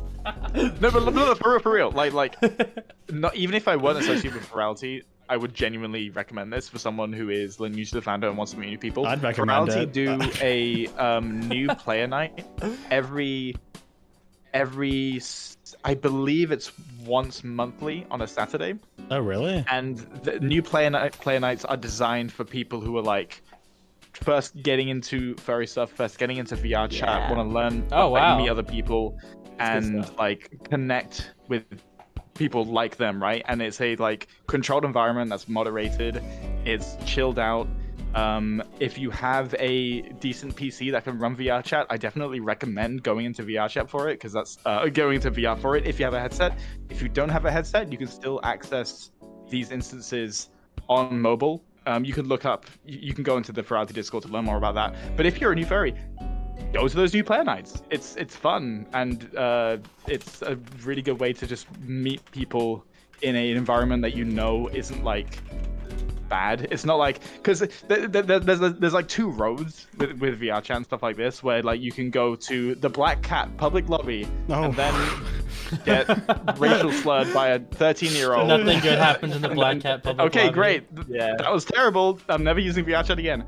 Or you can go the other way. And I really hope that as many people as possible who are going and exploring VRChat for the first time avoid that initial bad experience, because one shitty experience in VRChat can turn you off to what can be such like a rich and like just a rich social experience. Yeah. So if you have tried VRChat and it kind of sucked, or you didn't really find a social group, I would say try it again. Even if it's not with furries, even if it's not with Ferality, like just go for it again. I give it that's my pineapple top tip. That's actually At the same really time, good. I think that there is a bit of value in getting that sort of like, I don't know. For me personally, there's a bit of value in getting that Wild West experience when it comes to social internet stuff. Because like, do you remember? I'm sure Pineapple, you're with me. Do you remember like the early 2000s internet and just like how unmitigatedly like toxic it could be, and just like, but at the same time, it was fun to explore for that exact same reason. You know, VRChat gives me a little bit of that same feeling. You know, of just like that, like just like no holds barred. You know, sort of mentality. If you're going on. if you know you're the kind of person who likes that kind of chaos, then by all means go for it. Yeah. You know, you know if you're the kind of person who's like, I want to just go in a public world and just see all the crazy stuff going on. Yeah, for sure. There is some value in that. Yeah. Gotta experience the chaos. Somebody asked, do you think the fandom has evolved over the years? Yeah, a lot. Oh, Yeah. God. I think like if you We look talked at about like that before if with you the look at like capitalization. just like the art style, like there's so many facets that have evolved. If you look at just the art style, early like 2000s, late 2000s-ish furry art is very like different to the furry art that you see like all the time today. Yeah, it's really cool It's to really, see the really like, interesting to look evolution back on. of early 2000s to now art, where it's like now people have such crazy and unique art styles, which I just like my jaw drops every time I see like pretty much any art now. It's amazing that we've cultured such a fandom based around art, which is just awesome. It's also really cool seeing, for example, my biggest example of this will be Japanese furries, because I lived in Japan for a little bit and I went to JMOF twice. So that's there are other like subcultures of furry that are regional, like Mexican furries and like Eastern European furries and Taiwanese furries. Furry communities like the Japanese furry community are growing their own sense of like identity and art style. Of course, anime and manga is a whole thing, and furry art, like kimono style fursuits and things are really heavily based off their like anime and stuff like that. But seeing these different communities like reflect the local area from which they sprouted from and how they're intersecting globally is really cool. And it's something we're going to be seeing a lot more of. Dude, God damn, look at that cat. Look at this cat. I love this style of fursuit. Look at that it's cat. so cute. Meow. Look at that cat. Yeah. Meow. I'm a big fan of that too. Yeah. It's very creature core, It's which so I'm into. creature core. Extremely. Yeah. Dude, look at the Oh, bappers. it's so Look at the little good. bappers. Well, I guess big That's so bappers. good. That's quality right there. That's high Big quality. bappers. We'd love to see Look at it. that tail too. We'd so love to long. see Yeah, it. wait. Can we get a tail shot? Boom. Tail. That's a good tail. Must have been too much money. I don't even want to But yeah, I think Maybe they made it themselves. yeah. Who knows? yeah, I think the furry fandom has evolved in so many ways. You could talk about it for hours. For sure. How do you actually use the app? You download it from the Android or Apple App Store. It's called BARQ. It has an orange logo. There's a Saudi Arabia banking app called BARQ as well. That's not us. Sorry, I know you guys. It might be a little confusing. And a root beer company. There is a root beer company. You download it and then you just make an account, and it's as easy as that, really. Yeah, just to clarify here, we are not associated with Saudi Arabia. It might be a surprise, like, but BARQ is not in fact a banking app in Saudi Arabia. You know, to the surprise of many. It's crazy.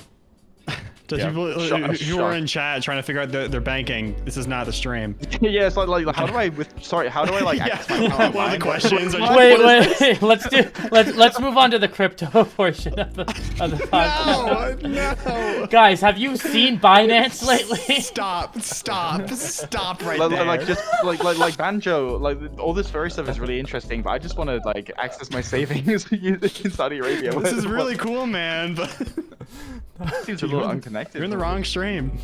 Guys. Dude, just do not pull up stocks right now. Oh no, don't worry, I'm not. All right, guys. So welcome to the second portion of the broadcast. We're gonna look at Bitcoin. So we're seeing a lot of. Oh, that's pretty cool. Yeah. Dude. Yeah. Any more Yeah, questions? Do we have any more questions that I'm gonna do not unfollow. revolve Bitcoin or cryptocurrency or any finance really? BARQ I'm coin. gonna scroll up and see if we missed any. The BARQ NFT. All right. No. I think we're starting to wind down here. Yeah, I think the 2-hour mark is Yeah, kind of wow. It doesn't feel like it, right? Into a Does- podcast NFTs, Jesus. Does anyone We else? need- Does We anyone need to else end on a feel good like note. it's We need been to end on a 2 good hours? note. We do. No. What is Okay. a Do I do So I taxes? do. Hold on. I actually, if I can chime in with a question from my community, because I put the option out there. Yeah. Shout out to Okaru2326 for this next question. What does friendship mean? Whoa. Friendship means it means a close relationship with another individual, right? Sorry, I'm just Right. reading my dictionary. Yeah. Friendship Sorry. is a like I think the answer to the definition of friendship depends on whether or not you've experienced friendships that are or are not transactional. I think there's a lot of people who get very far in life before they realize that you can like be really close to somebody without wanting to like get something out of them, if you know what I mean. For sure. I think that the friendship, I'm gonna say what we're talking about here is like ideal friendship or like a good friendship, right? I think it would be the like mutual support of each other and encouragement to. It's getting a little general here, but I feel like good friendships are about encouraging people to be the best versions of themselves, and like pushing back when you need to, and also encouraging when and like supporting as well. I think there's a tendency to be like, being a friend means being happy all the time and agreeing with people and smiling and doing twirls and which isn't how people or like feelings work. You probably know you have good friends when you fuck up as like human beings. Sorry, I'm not actually a lizard, I'm a human being. What? Damn. Yeah, I know. Dude, Yeah.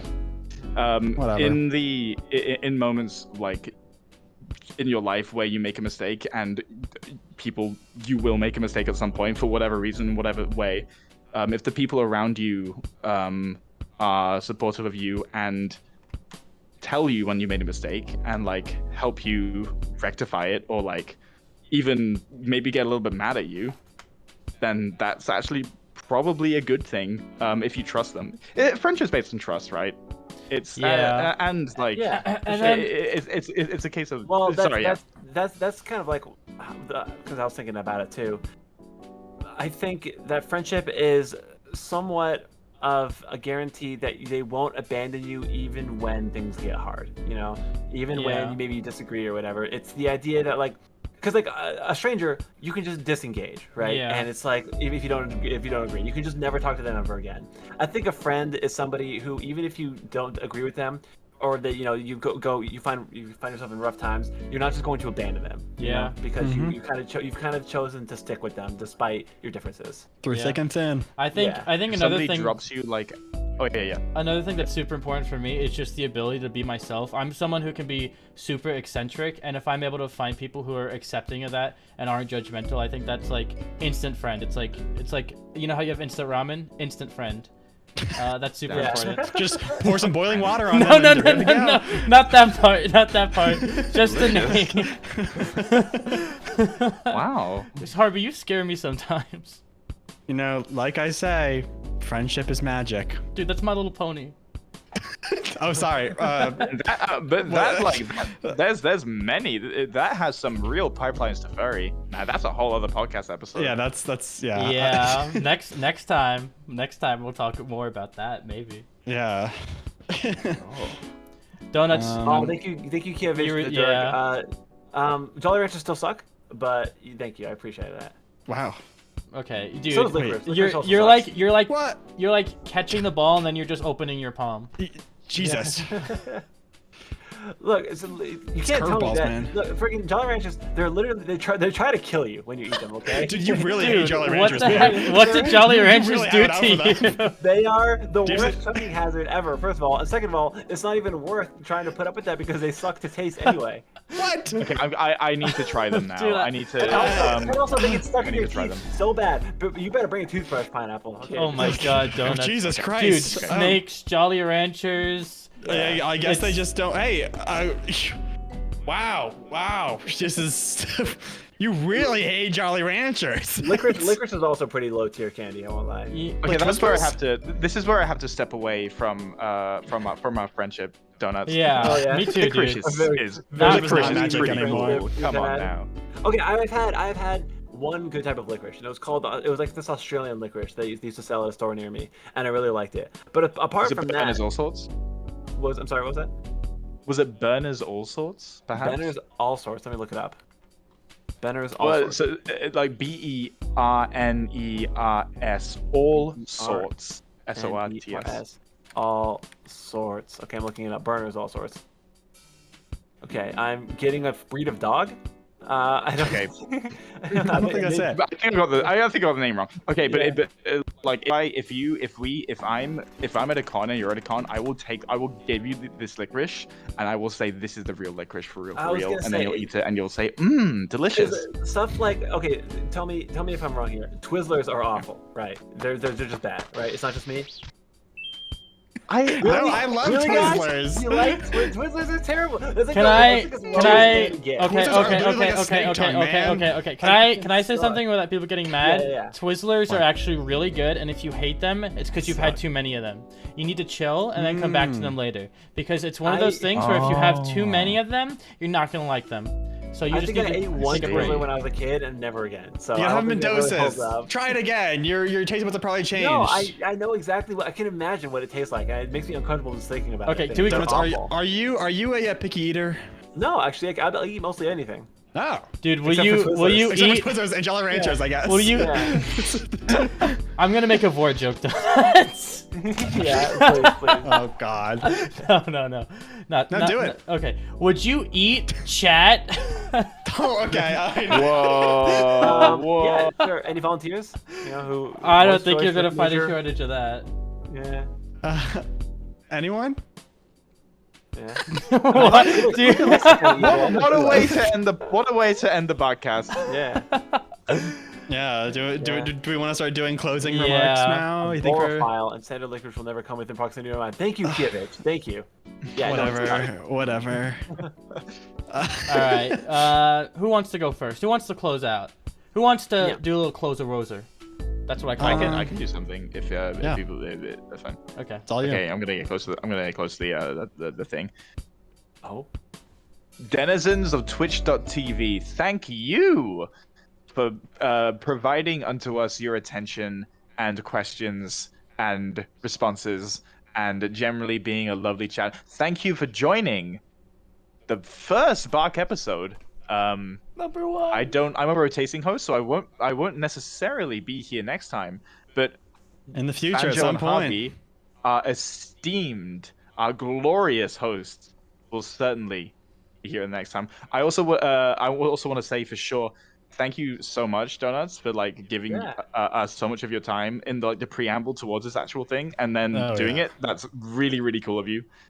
Thank you for supporting us and giving us your voice, your opinions on licorice and other stuff. And you're generally like being so gracious. Of course. Thank you so much for having me. It's an honor to be on the first episode of the BARQcast, you know? So thank you so much for reaching out to me, Banjo, at the beginning. Yeah, and everybody else dude. for working with me to get me here, you know? There's nobody else that comes to mind for the first episode. Nobody else. Gotta be you. Hold on, let me get a snake perfect chat. Oh. There you go, dude. They love that. Beautiful. They love that. Dude. Chat has been blessed now. That is so magical. Yeah, I'm just gonna say thank you to everybody who came to this stream. You guys mean the world to us. I kid you not. Banjo and I have been working on this under wraps for 2-3 months now, and it has been amazing to see it come to fruition. And hopefully, you guys will see many more episodes in the future. Yes. Yeah, just thank you, and thank you again to Donuts for being able to be our first guest. It was a pleasure to have you on. And you too, Pineapple, as well. Hope to see you in a future episode at some point. Yeah. And then was really Banjo, you wanna close us off? Yeah, I'll close this off. So thank you guys again for like the third time for viewing the BARQcast. If you're listening to the BARQcast we're gonna upload it to Spotify. It's gonna be everywhere. You know, I make a lot of jokes, but I'm truly honored just to be in the presence of all of you, Chat, Donuts, Harvey, Pineapple. You guys are, I think, what's best about the furry community, and I think that this has just been so fun, and I hope you've learned something. I hope you've taken something away, and I hope to see you all again in the future. We plan to do this. We plan to do more episodes, so stay tuned. That's really all for me. Thank you guys. I'm so honored to be able to have this platform for all of you. I'm just surprised we got so many people in here. I'm just so shocked. Baby. Thank you, everyone. Everybody in chat, get I'm BARQ. barking with like Quest 2 controllers. Yeah. Damn. All right, ready to roll the credits? Yep. All right, guys. Bye. Until chat. next time. Bye. Bye. Bye.